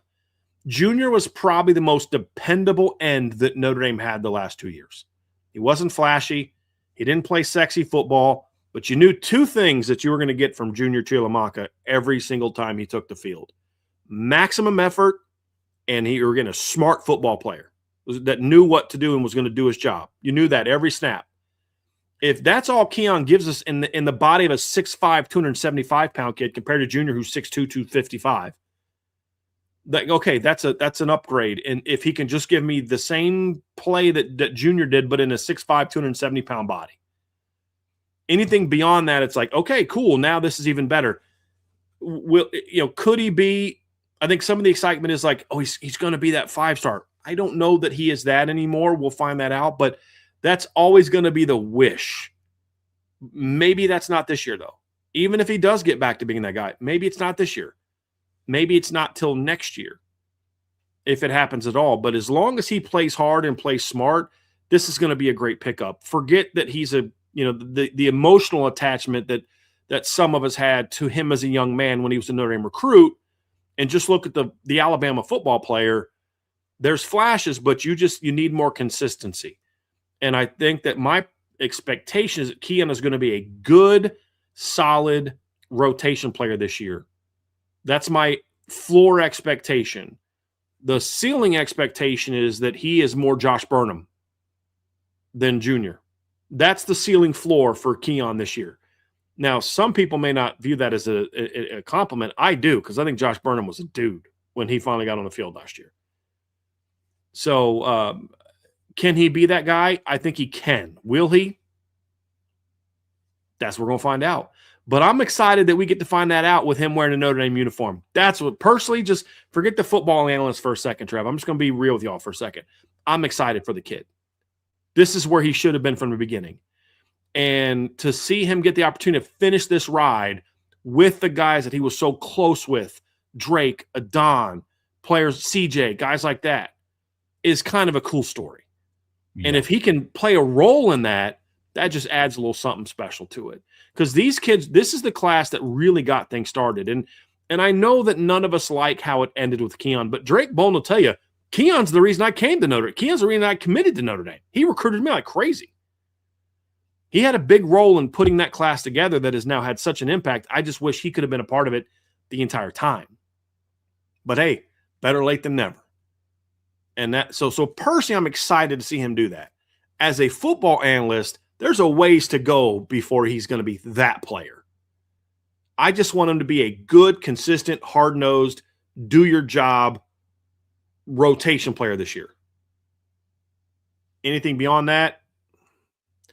But I also am going to continue to just kind of cross my fingers, Trev, and be like, okay, get back to being that dude. Because if for some reason he does get to that, and I don't want to spend a lot of time on it because I don't want to put too much pressure and hype on the kid that has a long way to go before he can get to that guy. Just, really some wasted years at Alabama. But I'd be lying to you if I didn't in the back of my mind, like kind of have everything that I can physically. I mean, I'm like manually crossing things just so I can get as many things crossed as possible. You know what I mean? Like, it's like, because if he gets even close to being what we thought he could be, you're going to have a third difference maker on the edge. And this is a kid that had 3 sacks last year and didn't play that much. I'm just saying. And they weren't garbage moment. I mean, the first sack of the year was the play that put the game away against South Carolina. He had a sack in the SEC title game. He had a sack in the college football playoffs. So they weren't exactly garbage time plays either. It's like, boy, what if he can actually start doing that consistently? If I had a bold prediction for Keon Keeley, I think at some point my bet's going to be on the road against BYU. I think some sort of light bulb is going to kind of come on. Not that he's going to go and then take anybody's starting spot or end the season with, 15 tackles for a loss and 9 sacks. Again, would not be upset if that happened. But I think some light bulb, some switch is going to go on in the BYU game, and he's going to be very, very, very crucial to the back half of Notre Dame season. That's my bold prediction. So I love it. Love it. Brian, we have a daily mailbag to take us the rest of the way here on the Irish Breakdown Podcast, brought to you by our friends over at FanDuel. If this does happen to be your first mailbag, you can always put MB for mailbag or a mailbox emoji prior to submission. It lets us know to set that question aside. We would prefer questions on the topics that we discussed today. So the star power on Notre Dame's defense, Marcus Freeman's comments on Cam Hayward's podcast, the portal players, all those things. And then obviously super chats all get bumped up to the top. We have several super chats, including we got to start here with Riley Erdman, 6590. Riley said, I turned 28 today. Congratulations, Riley. Happy birthday to you, my dude. And he'd say, I'd like to make a bold prediction for my birthday. Let me know if y'all buy or sell it. Tay Johnson has an INT and or pick 6 off a tip pass to call the game against Miami. Go Irish. What say you, Trevor? Buy or sell Riley's birthday prediction that Tay Johnson's going to have a pick 6 or a pick or a pick 6 against Miami to put the game away. Riley, happy birthday. Hopefully you enjoy 28. I'm going to sell this, and here's why. I would love nothing more than for it to be Tay Johnson. But full storybook, Don Schuler has been getting a lot of criticism for that touchdown that he let up against Miami at the end of the first half. I think he gets to go full story arc here, and he picks off Darian Mensah to seal the game. That is the only reason why I'm selling it, but it would not surprise me if Tay Johnson had an interception in that game either. So I'm going to be honest, Trev. I had a moment of, come on, dude, when you started talking. Like, let's have some fun with this one. It's Riley's birthday. I thought you were going to give me like I need to see it, and I can't predict that kind of thing in a big game. And I was like, okay, Trev, like this guy sucks. This guy. I'm like, boo this man, boo. But no, I love that answer. Love that answer. Like, yes, Adon full circles that sucker, and it's like, hey, I love that answer. I could not have answered that any better myself. I thought I was going to give you a better answer because I thought Trev was about to give us that Mr. Conservative. I need to see it. It's hard to predict that kind of thing. I really thought that's why you're going to sell it, but I am with Trev. I love that answer. Absolutely love that answer. That's absolutely brilliant. Got a super chat from Charlie Weiss's last Bola, because let's be real, Freeman would have flipped Cam Hayward. I think you're right. It was because you could even see it then. Cam was like, I don't know, but like, yes. Yeah, I love it. I love that. I agree with you, Charlie. I'm with you, Charlie. We also have a super chat from Nick Baker. Nick says, first live show in a long time. Yes, we haven't seen you, my man. Go Irish through the season right around the corner. I can't wait. I can't believe it's already July. I know. That's both good and bad for me right now. In a lot of ways, it's good and bad. Oh, yeah. But, hey, man, glad to hear it. I think you're probably pretty happy. Notre Dame's had some success here up in your state. I believe you're a Massachusetts guy, so Notre Dame keeps rocking and rolling with those Massachusetts recruits. And then we got one, Trev, from Mr. Rogers, with super chat from Mr. Rogers. Thank you, sir. Appreciate you. Only way I'd be okay with Marcus Freeman leaving is if he took a job with my Eagles. Just kidding. Hope y'all have a safe 4th of July, and God bless you guys. Yeah, it's funny. We just saw where Mr. Rogers' loyalties truly lie. It's with the Eagles over Notre Dame. We now know who his true number one team is. But no, in all seriousness, I hope he doesn't go anywhere. Agreed completely. Super chat from Raymond Harton. Appreciate you. I just want to thank my IB family. The thoughts and prayers have truly affected my family. Love our community. Yeah, I appreciate you, man. I'm glad you're doing better. We'll catch up here soon. All right, now we get to the top of some of these questions. And by the way, guys, if you want to get some more questions in now, get those questions in now. As Trev said, you can ask questions about, Marcus Freeman, about,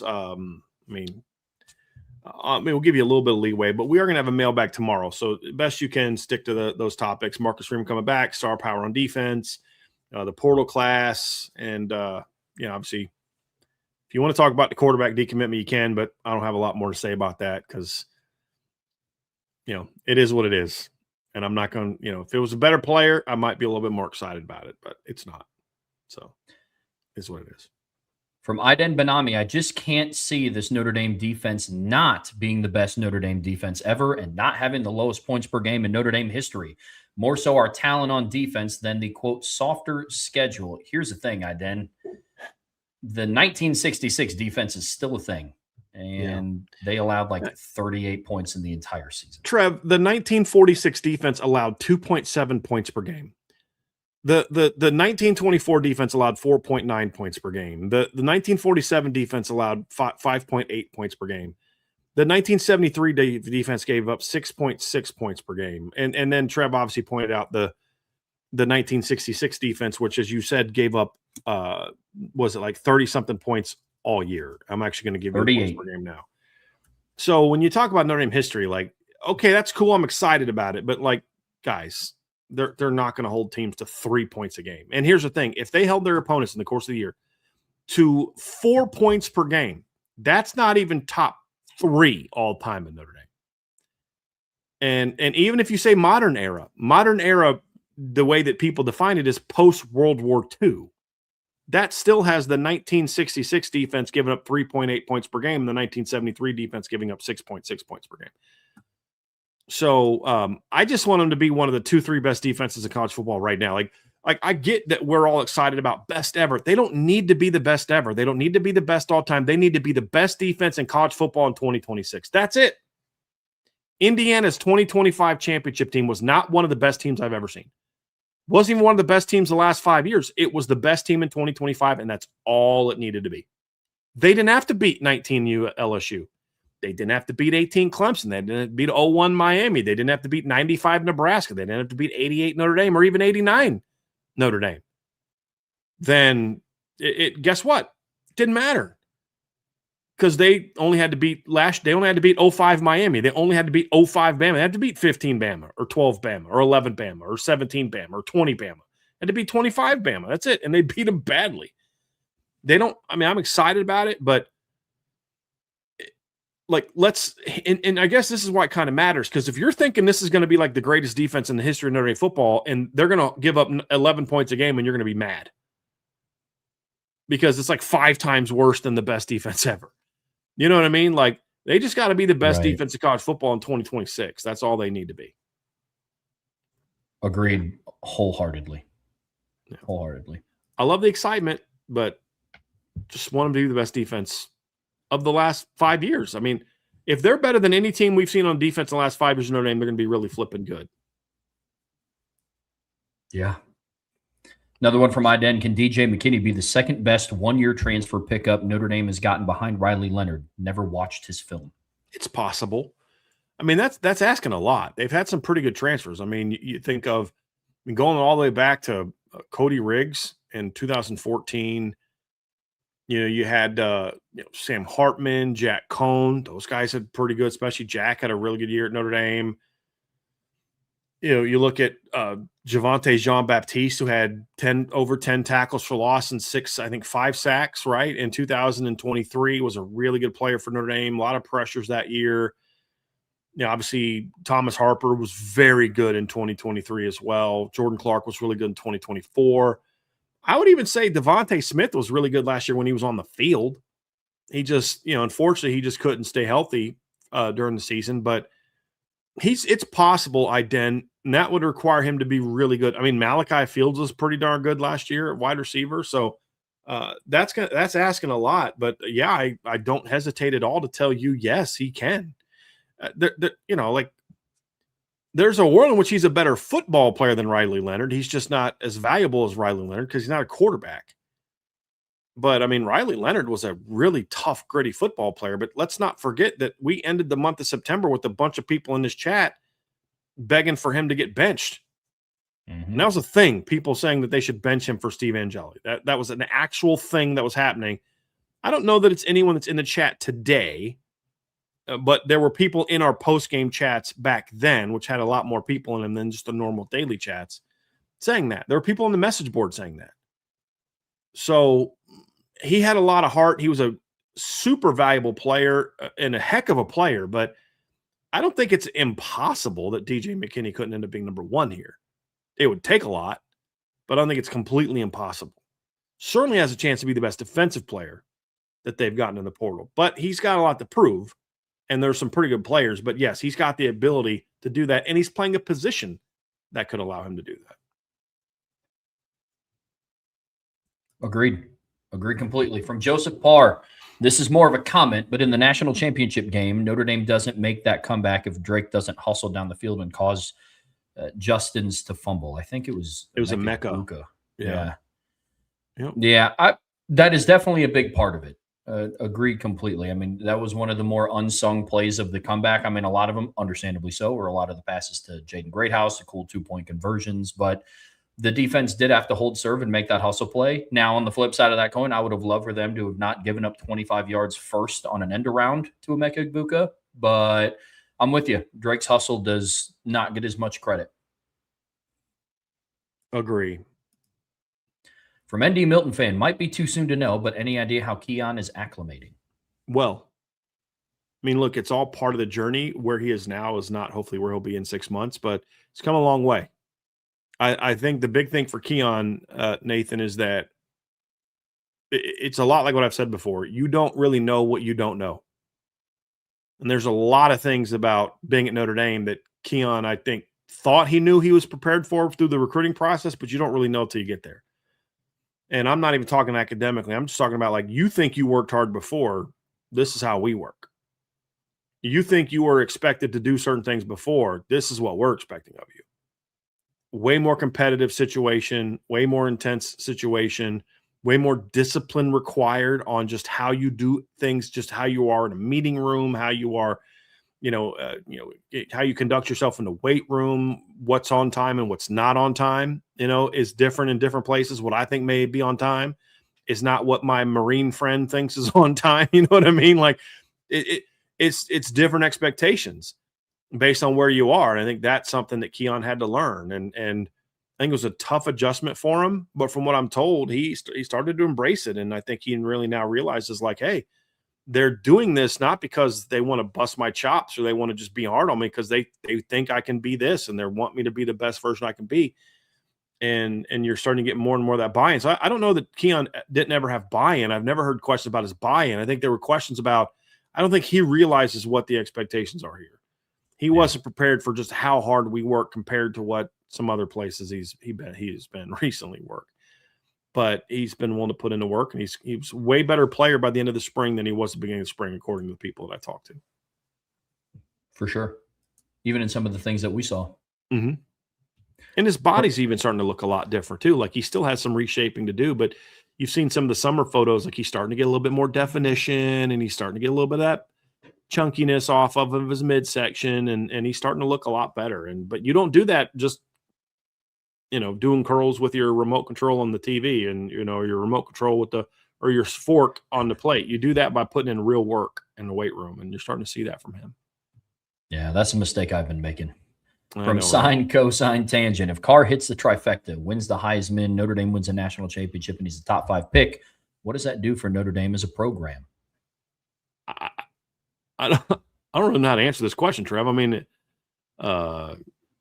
mean, you literally just mentioned if their starting quarterback wins the Heisman, wins a national championship, and is a top 5 NFL draft pick, what does that do for him as a program? I mean, I think it makes him the best program in college football. It makes them a lot of money. It makes them a place that people want to go play football at. I don't know how to quantify that. I'm not saying that because it's a dumb question, Tristan. It's hard to explain tangibly what that means. I mean, I just think it makes Notre Dame truly the envy of college football. Yeah, I mean, there's so many different. I'm with you. There's so many different directions that we could go with this. If he ends up winning the Heisman like he's the favorite to do on FanDuel right now, I mean, there's going to be recruiting implications. You could see wide receiver recruiting ramp up. You could see quarterback recruiting like maintaining. So, like to your point, there's a lot, but it would become a premier destination in college football. I mean, it would be great if in the same year that Notre Dame kind of already is. Yeah, I was about to say like it would make it more. It would be crazy. It would be crazy. Yeah. I mean, that's off the top of my head. That's what I'd be thinking. Yeah. And somebody says straight chaos and couches burning the streets. We're not Michigan State fans. Thank you very much. I would hope that Notre Dame fans are better than that. But I say jokingly. But yeah, I mean, it would just literally make this the envy, the program everyone wants to be at. Coaches want to be at. Certain guys would be getting head coaching jobs, coordinator jobs.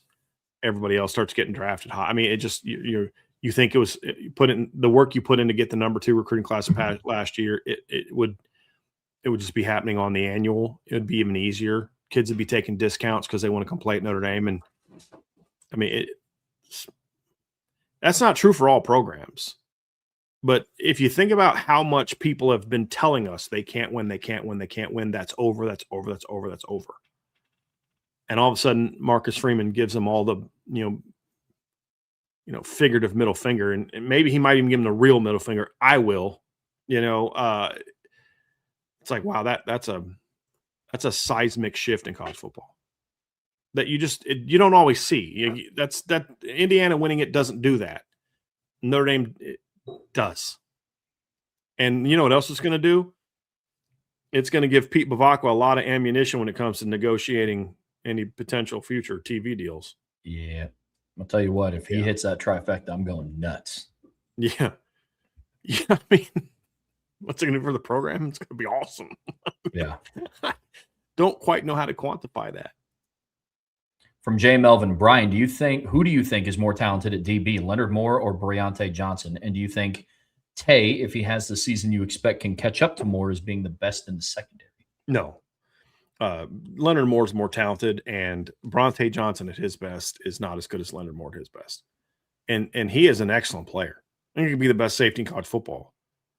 But Leonard Moore has a chance to become the best corner to ever play at Notre Dame.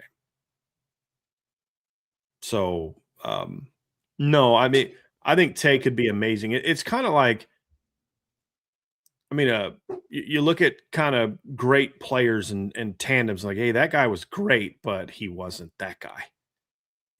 Like this guy was really good, but he wasn't, this other all-time great. I mean, you're comparing a guy to the best to do it in the business at this point in time. And I don't know that it's fair to Tay to get there. Now, I would like to be proven wrong. That would be a lot of fun, but I don't see that. I think he has a chance to be the best safety in college football.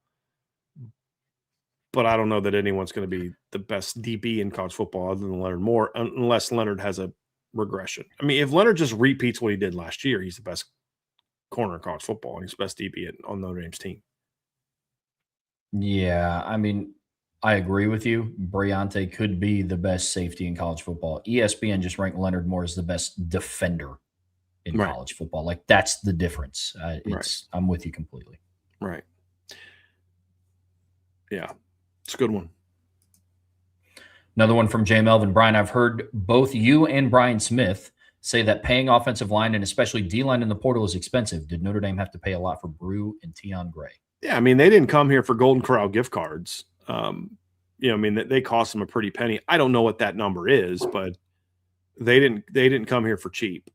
Now, did either one of them get the biggest deal from Notre Dame and from anyone else? I don't know the answer to that. Did they get 7 figures a year? I don't know the answer to that, because honestly, I don't ask those questions. I mean, I'll have general, hey man, like, we had to pony up to get that kid. I don't, okay. My next, oh yeah, how much did you give? That don't care. It's not my business.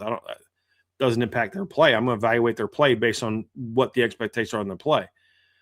But they had to give those guys pretty good deals to get them to come here. No question. What that was, don't know, won't ask. So it's their business to tell. But yeah, they didn't come here because they think Marcus Freeman dresses nice and, they were really excited about getting those Rocco's Pizza gift cards. Like, that's not why they came here. Now, they might think he dresses nice and they might want those Rocco's Pizza or Polito Pizza gift cards, and I would be excited about those as well. But they had to get in the game without to a get doubt. Kids. Yeah. And that's okay. There's this Penn State fan that gets all up in his feelings every time Notre Dame gets a commit. And he's like, oh, they just bought another player. And I'm like, you say that like it's some kind of insult. That's the rules. That's the rule. The rules of college football are you can pay players. Now, I don't like it, but that's the rules. You're just mad because you are a fan of basically a low rent team, a low budget team. You're a fan of a poverty program. I'm sorry that Penn State doesn't have the money to compete with Notre Dame financially. That's not a me problem. That's a you problem. Mm-hmm. And I'm not going to feel bad because Notre Dame is not a poverty program. You know what I mean? Like, that's the rules. And if you don't like it, change the rules. Like, it's that simple. Change the rules. But Notre Dame is, and Ryan and I talked about this when this stuff passed. We didn't like it. I still don't like it. The way that it is. I'm all for players being paid. I don't like the way it's going down right now. That's my big complaint. I don't like the way it's happening. But I've been advocating for players getting supported financially for years. Well, even if it was like they should put a percentage of, I've been saying this for 6-7 years, a percentage of every jersey sale should get put into a pool that's given to players when they graduate to help them with medical expenses and things like that, and different aspects. There's always been a conversation about players getting, once this became a $1 billion industry, players deserved to be compensated in some form or fashion. I don't like the way it is now, but that's the rules. And what Notre Dame is doing is saying, these are the rules. If we want to win, we've got to do that, and we're going to do that. Well, Notre Dame thought they were better than that. Notre Dame thought they were better than that when it was illegal. Like, I don't know what this is. And so it's hilarious watching those poverty programs get all in their feelings every time Notre Dame gets a big-time player. Like, well, you're just doing that because you can pay players. Yeah, duh. We've been saying that. Yeah, I don't like it, but this is going to be good for Notre Dame. And it's exactly what Marcus Freeman said. You may not know a lot about Notre Dame, but the one thing Notre Dame has is money. They didn't always want to spend it. They always didn't want to spend it on football. But this is a school that used to put actual gold flakes on their freaking helmet.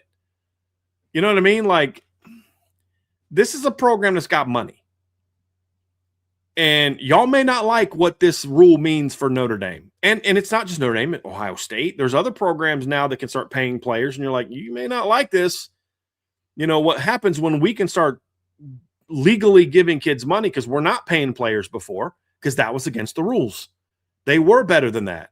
Well, now it's the rules. And so, like, hey, we're going to do this as well as anybody because we have a lot more money than you, and your alums work for our alums. So I'm just saying we're going to be able to do a little something here. But I love that. It's so much fun to watch them get all sad and like, hey, don't be mad at me because you fired a head coach who now has a higher ranked recruiting class at Virginia Tech than you have at Penn State. That's not a me problem. That's a you problem. Like, sorry, you got to eat at McDowell's now and you can't afford McDonald's. That's not a me problem. That's a you problem. So, yeah. Get your money up. Yep. All right.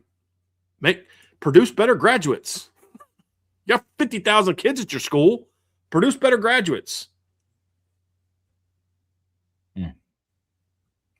From sine, cosine, tangent.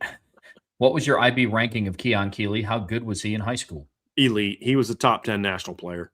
5-star current, 5-star upside, top 10 national player. Hasn't played like it yet, but I say, did you miss? No, I didn't miss anything about his talent. The talent was never the issue. It was never the issue with Keon. He's big time. From Tommy Guns, who will be the most impactful and least? Someone has to hold this spot. Impactful for me, Leonard Moore for both. Shuts down a quarter to a third of the field, but heavily avoided. He followed up with an explanation of this question. Let me see if I can find it here. Some kind of qualifier. But let me see here if I can find it. And I don't. Let's see, Tommy. He goes, I meant most and least impactful on defense in my first question on that one. So I understand the train of thought that you're coming from here, T-Guns, because it's like least impactful from like a stats standpoint if you're shutting down a third of the field, but like that's the impact. Right. Like when you take away an entire side of a football field, that's the impact. It might not be 5 interceptions, 11 pass breakups, but I get your line of thinking. I mean, most impactful, I think the word maybe he was looking for here might have been productive. Yeah. That's fair. Like Leonard Moore will never produce the way that Xavier Watts did. Right. From a tackles, a breakups, and interception standpoint. You know why? Because people aren't going to throw at him. He'll never have the kind of season Julian Love had. He'll never sniff Julian Love's 20-some passes defense in the season. Because he won't get thrown at that much. So, yeah, I think if we're going to talk like, I think the second part is more looking at it from a productive standpoint. Because like first I read this, I was like, dude, you're asking us to say like who's not going to be good, and that's why he said I think the example is Leonard Moore's both. He can shut down the field, so there's that impact piece, but then he's going to be avoided, which means the production doesn't follow. Okay, that's fair. I think a guy that fits that mold is Tion Gray also. Because a lot of what Tion does that's impactful is not productive. Yeah. Like Tion, because that's how Lewis Nix was at Notre Dame. Like Lewis could dominate a game and have 2 tackles.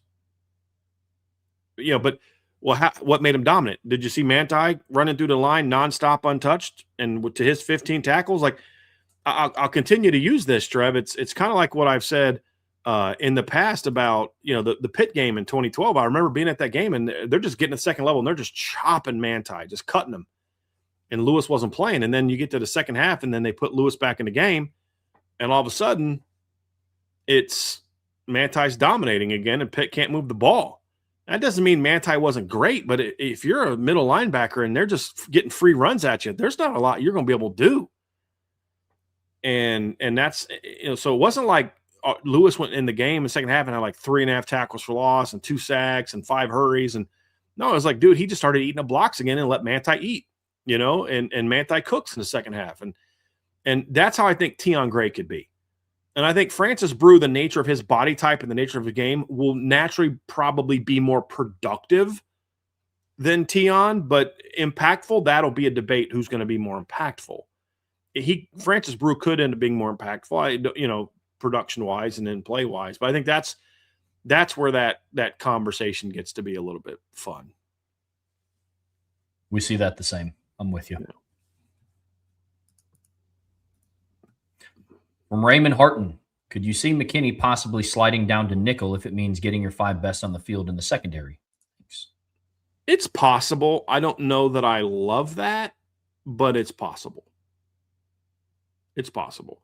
I worry about him being a little long and thin at nickel. There's a lot of banging that goes on at nickel. There's a lot of physicality that is involved there, taking on blocks and taking on tight ends at times, and just a little bit more rerouting, things like this. That I don't know that I want him necessarily doing. I think it's almost the inverse here, Raymond. I think they're bringing in McKinney to slide in at field to get their five Right. best on the field and getting Christian Gray to nickel for a lot of the concerns about McKinney projecting to nickel that Ryan just laid out. He's a little wiry to be playing nickel. It's a very physical position, whereas Christian Gray, I mean, he's dude 6'1", almost 6'2", close to 200 pounds, whereas McKinney's like putting on weight to be close to 190. Mm-hmm. So I think McKinney's presence at the field is in order to get the five best on the field. Whereas if he came in and just backed up Christian Gray to the field, that's how I look at it. Good thought. From Joshua Board, I'm excited about a Don Schuler this year. I think he puts it all together, and the fear of God ensues in opposing running backs and wide receivers from a Don being a hammer. Thoughts? I agree completely. I think all you have to do is go ask Kenny Johnson from the Pitt game, and you can go ask Nate Frazier, the running back for Georgia, how they felt about being hit by a Don Schuler, because that kid can absolutely lay the wood. I'm with you completely. Now for him, the next step in his evolution is knowing when to lay the boom and knowing when to make a sound tackle and knowing when to attack the football. But I'm with you completely. Adon is one of the most – I think he's one of the harder hitting safeties in college football, but doesn't necessarily get that recognition. But when he makes the decision to go, yeah, he can delete people. From J. Melvin, Brian, you've said Coach Marcus Freeman was thinking about leaving at the end of last year, and Notre Dame course corrected by hiring more people. What does that mean exactly? I want to be clear. I didn't say they course corrected. I don't know that Notre Dame was doing anything wrong. They weren't screwing up. That's kind of, you're the head coach at Notre Dame. You have these responsibilities. But then when you recognize that something can be better, you make it better. So I think when I think I course corrected, I'm going the wrong way. And so I've got to course correct and go the right way. This isn't about that. This is about, hey, we're doing it this way. It works, but can it work better? Can it work more efficiently? Can we make this even easier on the football coach so he can focus on those other things? That's improving it. And I just, perhaps you mean course corrected something differently. I think words matter. And nowadays in society, words don't mean as much. They still do to me. And so I want to be very clear. I'm not saying Notre Dame was doing anything wrong.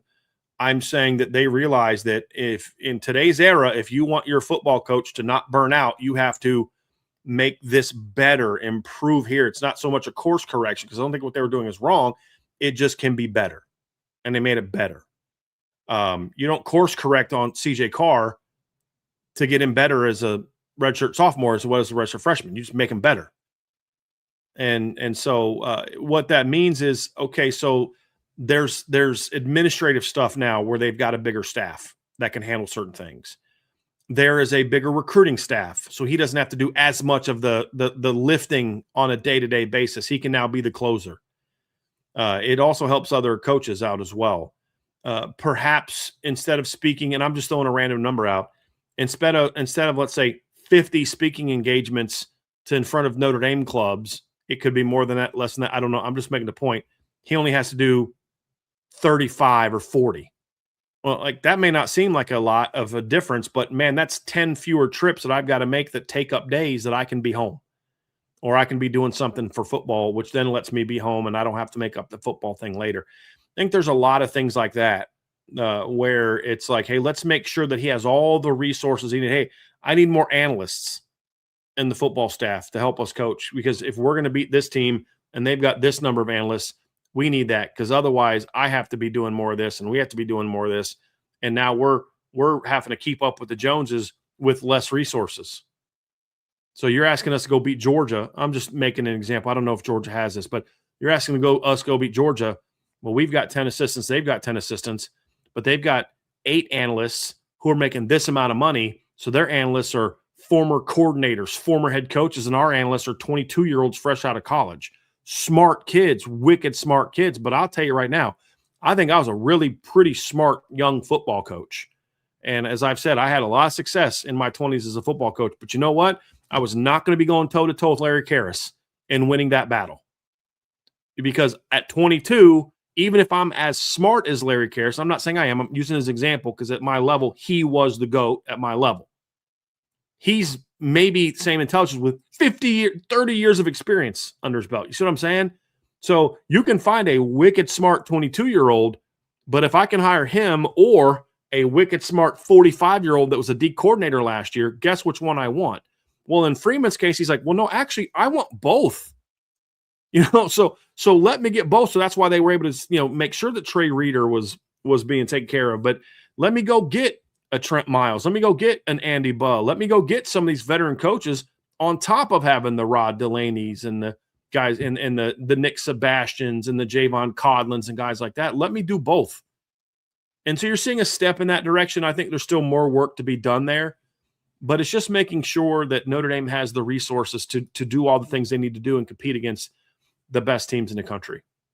So I think that's really what I see. It's just, can we enhance this in a way that allows our hardworking coach to work smarter and more efficiently without burning himself out?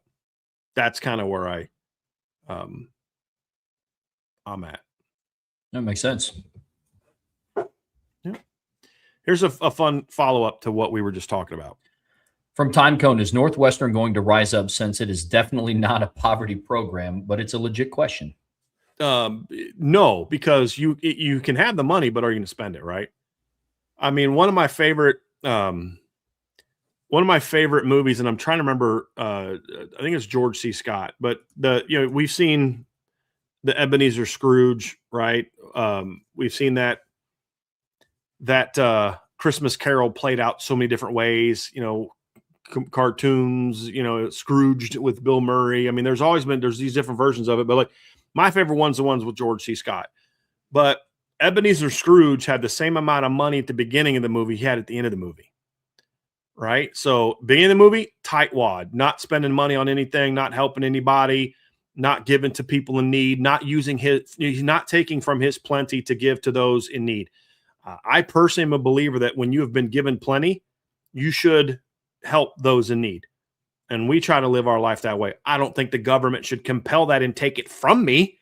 I think it should be up to me to say, I'm going to support my local church in this way. I'm going to support our local community in this way. I'm going to do this for causes that I believe in because I have been blessed in a way where I can do that.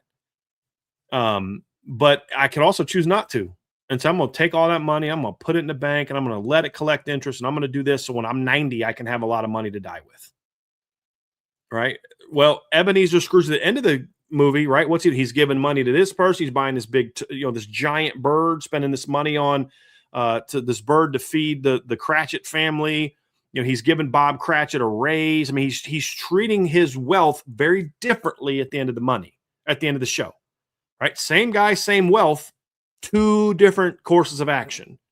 Not every program that has money as a school has money in sports or in football. Do I think Northwestern could spend more money on football? Yeah, I think so. But you also got to spend it wisely. You don't do it all in 1 year because you got a ways to go. But like one thing they can do, spend a lot of money building a brand new field and facilities, because I can't wait to see what that's going to look like. Yeah, that's going to be sick. Like, yes. So, I mean, could Northwestern be different? Yeah, I think they could be better if they make the right hires and are willing to up how much they're spending on football. Raymond Hart just said it. I agree. Same with Stanford. Stanford not being successful has never been that they can't afford to be successful. Do they have the support for football? That's the question. But here's the thing. Just because all these donors all these alums and, professors or researchers or all these people connected to Stanford that have a lot of money in their different fields, just because they have that doesn't mean they give a rip about whether or not the football team's good. The difference for Notre Dame is they do. Their alums, their donors, their big money people are also big football fans. Tom Mendoza gives money to the Notre Dame football team because he's got money. He wants to support Notre Dame. He gives a lot of money to things that don't involve football. But you know what he also is? A big fan of the football team and wants them to be successful. So he uses some of his wealth to support the football team. The Stanford version of Tom Mendoza may not care about the football team. I'm giving my money to this, and this only. Well, Tom Mendoza does both. And so that's really the big thing for like Stanford and Northwestern is like, sure, they could raise money for football, but do the people that want to give them the money, do they want to give that money to help the football team get better? And that's why I've said Stanford could be a lot better in football if they wanted to. It's just, what kind of sacrifices are you willing to make as an institution?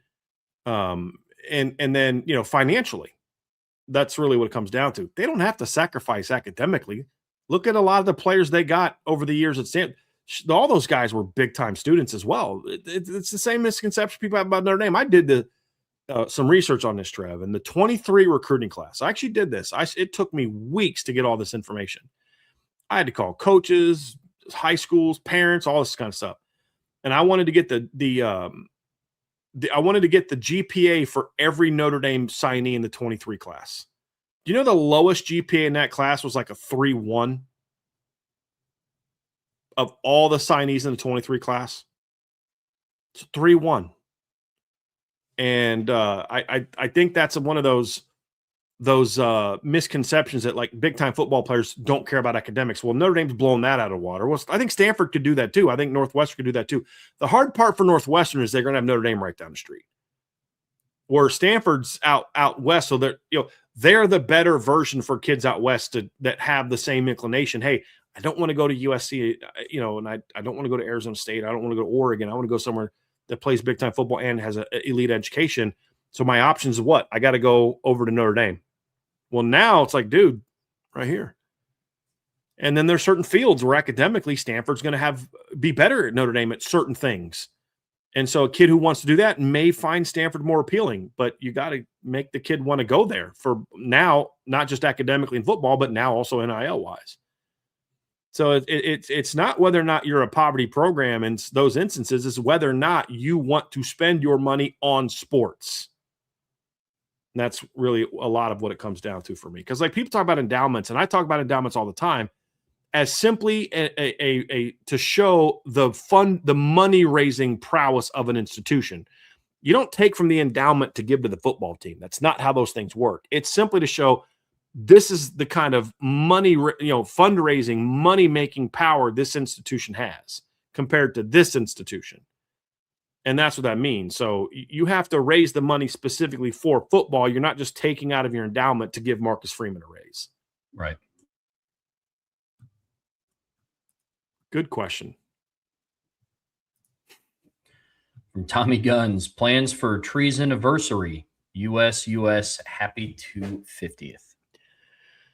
Well, I will be spending some time with my wife. We're going to go down to our small group at church is going to be doing something lake house in the mornings and the afternoon. So we'll do that for a little bit and then come home. Unfortunately, most of our 4th of Julys are spent in quiet areas because Rita gets really scared when she hears fireworks, like shakes really bad. So we'll be down here in the man cave, Trev, which you've seen now, and watching TV down in the basement and hanging out down here so that Rita doesn't get scared. But I'll probably go in the backyard and we'll have a nice meal. I'll probably make some steaks that day. And, for me, it's I'll probably read that day. Like, I've got Federalist Papers, Anti-Federalist Papers. I've got the Bill of Rights, all types of historical stuff in my house. I'll probably read some of that to just remind myself of what this day means. And it's just kind of crazy. 250 years from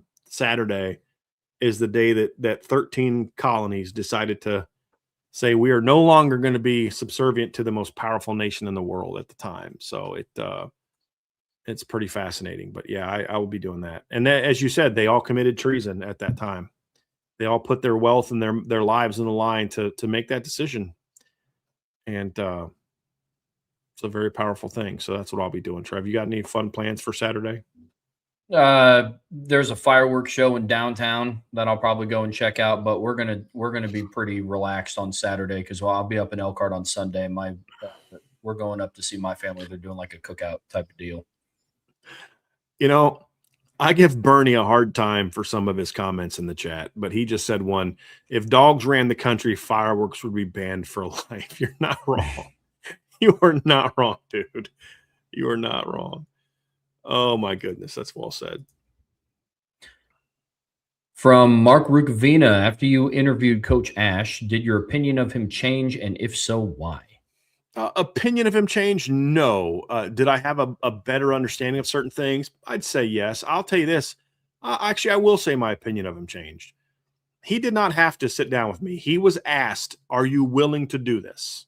He could have said no, and they would have said, "Sorry, Brian, Coach doesn't want to meet with you." And he was immediately responded, "Yeah, I'll do that." And so I respected that. And you could tell by some of the answers he gave that I think he knows the criticism of him that's out there. But I appreciated it. Trev, you did the transcript for me. Very good, thorough answers. He was not giving me short, just okay, let's get this over with answers. Like, he gave me good answers, good, thorough answers, respected the questions. And I appreciated that very much. Very much. And I appreciated I give Notre Dame a hard time for the lack of access and stuff. And I really appreciated they immediately said, "Hey, we'll talk to the coaches, see if they want to do it." And they said yes and worked it out. And so I really appreciate him for that. And I appreciated Coach Ash deciding to do that because he didn't have to do that. And so I'd say I have thorough understanding of him and appreciated his willingness to step in front of me and answer questions. And there was no attitude like he knows I've been critical of him. I'm sure he knows who I am and my criticisms of him, but there was no attitude. No, like I said, Trev listened to the interview so he could transcribe it for the magazine. And I thought it was a very respectful back and forth and gave good answers. I mean, he's not going to be like, "Well, listen, in this play, we're going to do this and we're going to adjust." That's not the conversation we had. I would never ask him those things, but I thought they were very enlightening answers, and I think you guys are going to really enjoy the things he had to say. And same with Coach Denbrock. I think you're going to really enjoy that stuff. So thanks again, Notre Dame, for making that happen. Really appreciate you. So hope we can do that again. From Nicholas Grosh, from last night's World Cup game, what is red cards we're giving out in football for spearing, helmet to helmet, forcing a team to play a man down? How would the C 10-man team play? What adjustments would be needed? Oh man. I mean, honestly, you would struggle to do anything well in football if you were a man down. It's a very different sport than soccer in that regard. It's kind of like basketball. If you were a man down in basketball, you're gonna have some problems. Yeah, I mean, just because you have to account for everyone. The one advantage you have on defense is in a lot of ways you don't have to account for, really 6 guys for the most part because the 5 linemen can't do anything with the ball. And then, the drop back quarterback doesn't have to. And that's why do mobile quarterbacks present so many problems? Because the guy that we used to have not account for, we now have to account for with someone to defend him. You always have to account for the mindset and the reads, but we actually have to account for him as a playmaker, and it just makes it harder to defend. Do that, and now you have to also be down a man. It would be real tough. I mean, Notre Dame stopped Ohio State twice with 10 guys on the field before finally giving up a touchdown. I mean, I'm just saying. But, that would be terrible, Nicholas. I would not like that at all. I think with soccer, you can get away with it just because the spacing and the rules and the type of sport it is. You can get away with it. But again, it's like, hey, man, same in, I think hockey has that too, right? Don't you play down a man for certain penalties in hockey? Plays and stuff, yeah. So, I mean, that's why you have the things because you've got an advantage. You're trying to score. It'd be an even greater advantage in football. It really would. So I would not like that. From Riley Erdman, I'm moving my family to Northwest Indiana from Texas in about a year and a half. What are some cities surrounding South Bend y'all would recommend to move to? I'm eyeing Mishawaka and Granger. Both have great areas. I think like any area, every city has parts that are better than other parts for whatever you define as better. It literally means all of those things. We live in Granger. My wife and I live in Granger. So we went through this. We lived in Mishawaka for a while. There's also really nice parts of South Bend on the other side of town. I personally really like Granger. A big reason for that is if you have a family, the Penn school system is without a doubt the best school system in the area. Mishawaka might be second from what I've read, but the Penn school district is the best in the area. And that's why you see a lot. That's where Marcus Freeman sent his kids. That's where a lot of people send their kids. So that's kind of, I do know that there's, let's just say I've ran into some of the football coaches at the grocery store, surprisingly. So I think the Granger area is also a little bit further outside of like the downtown area. And then also like that busy shopping area in Mishawaka, between Grape and Maine. So you're real close in Granger. You're always close to all those things. I'm 20 minutes from campus and then 10 to 15 minutes from all those shopping areas. So it's a little quieter, I think, out here, not quite as busy as what you get in downtown or what you get in like the busier area of Mishawaka, South Bend area, over where all the between Grape and Maine and all that, and down in McKinley. So I really like it out here. I mean, Trev, you know where I live. You've been in my house. It's not far from Notre Dame at all. It's not far from those areas at all, but it's also outside the town. So it's a little quieter, a little less busy. Yeah, I love it out here. So yeah, we're in Granger. We're in Granger. I know Vince lives in Granger, but I think Sean Stiers lives in South Bend. So like I said, there's a lot of great places to live around here. I just, for me, it was like, at the time when we moved, we were still we still are. We're trying to have kids and thinking about where would we want to live if we're going to have kids. And, that's why the Penn School District was one of the things that factored into that. And so if you have kids, that would definitely be something I would look into. That's why I like the Granger area. From Jay Melvin, Brian, with Coach Marcus Freeman killing it in recruiting now, going into a state Urban said he couldn't go into and get talent, I'm 100% confident that this will go over in a sound and reasonable way with the rest of college football. Sure. They're totally going to be totally fine with Notre Dame coming in and taking their players. Not going to react to it bad at all. Not going to lie to kids to tell them, things about Notre Dame. They're not going to negatively recruit at all. They're just going to say, hey, good job, Notre Dame. Well done.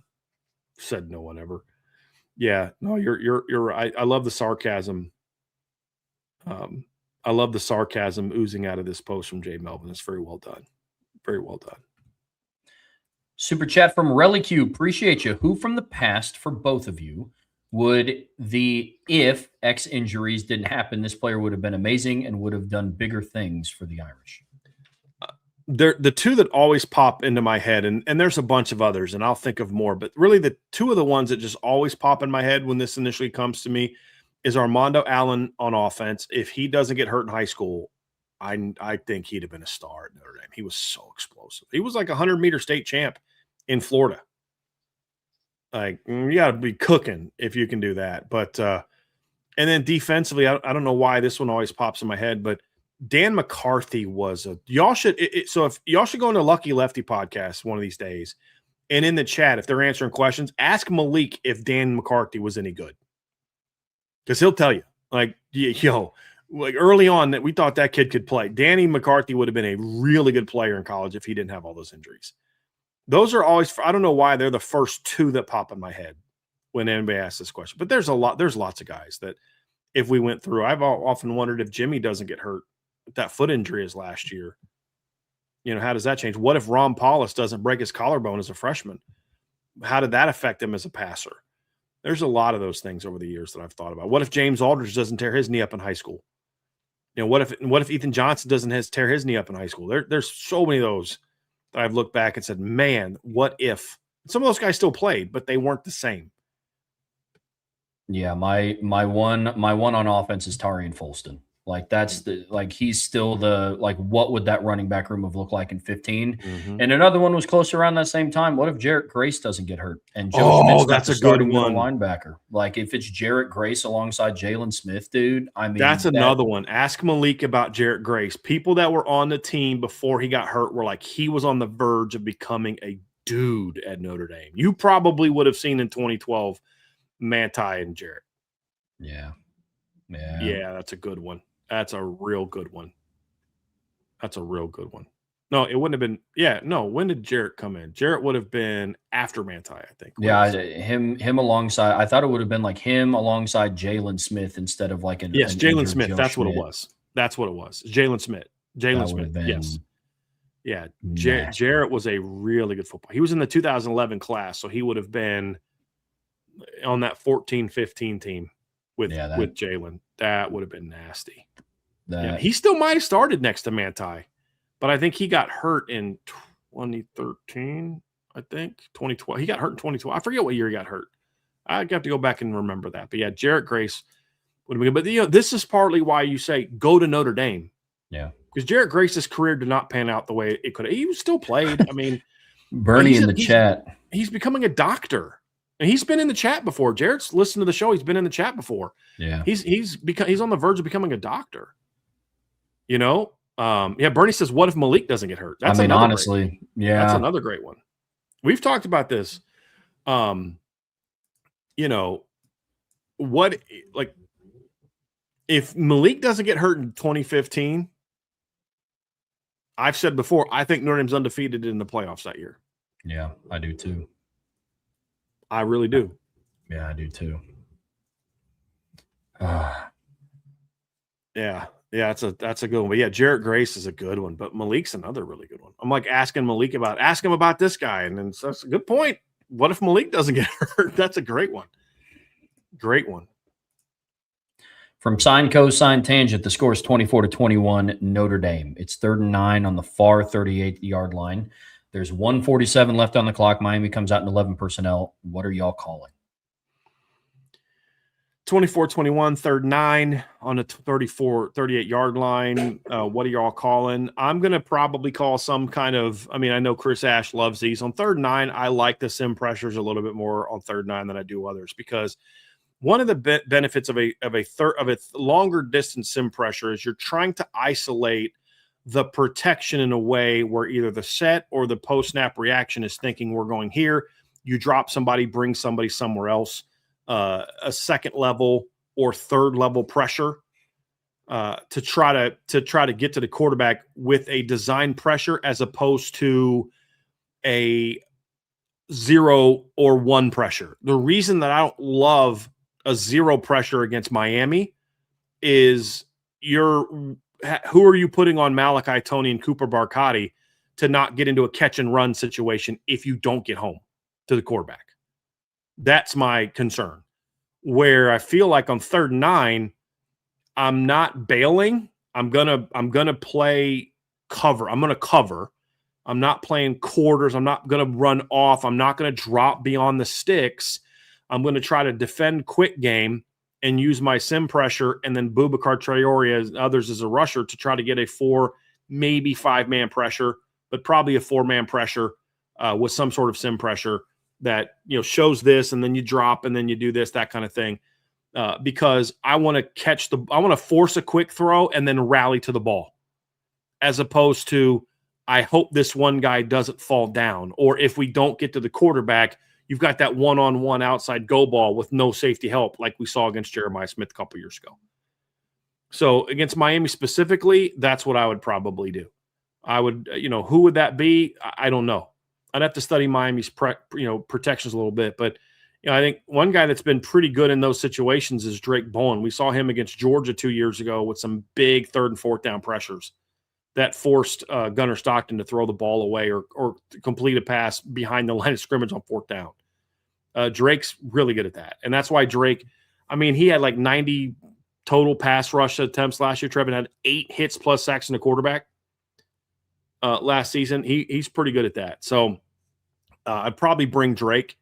So I'd probably have Drake come on a sim pressure. I'd probably have Boubacar, Kingston, and maybe Bryce Young. It's my 3 other pressures and drop somebody into coverage. That'd probably be where I would go. Yeah. Good question. Nice. From Raymond Harton, thoughts on Jordan Blake leaving?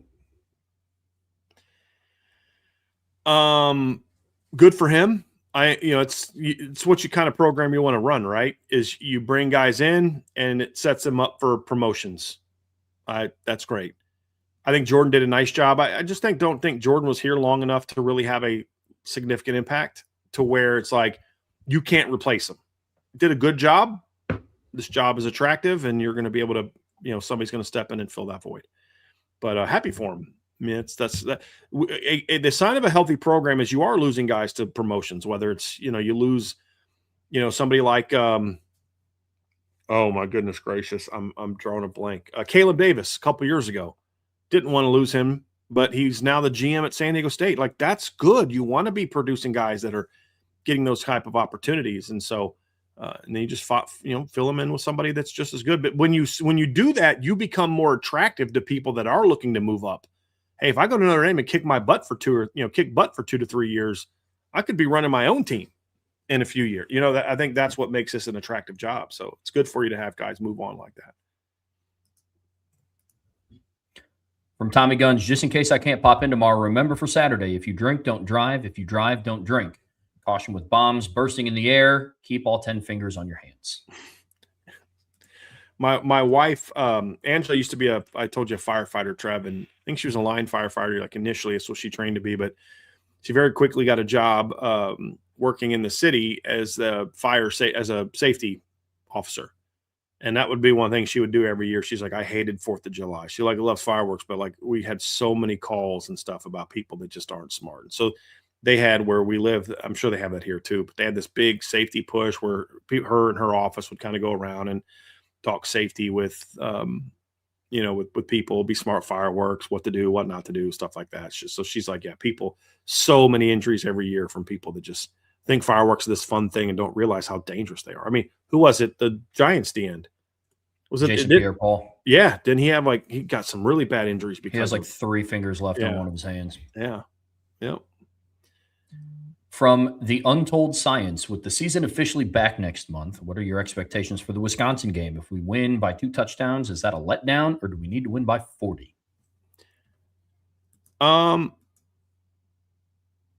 Need to win by 40? No, they don't need to win by 40. I'd like to see them win by 40. I think they're capable of winning by 40. I think that's my expectation. But if they don't win by 40, it doesn't necessarily mean that they're not going to be a great team.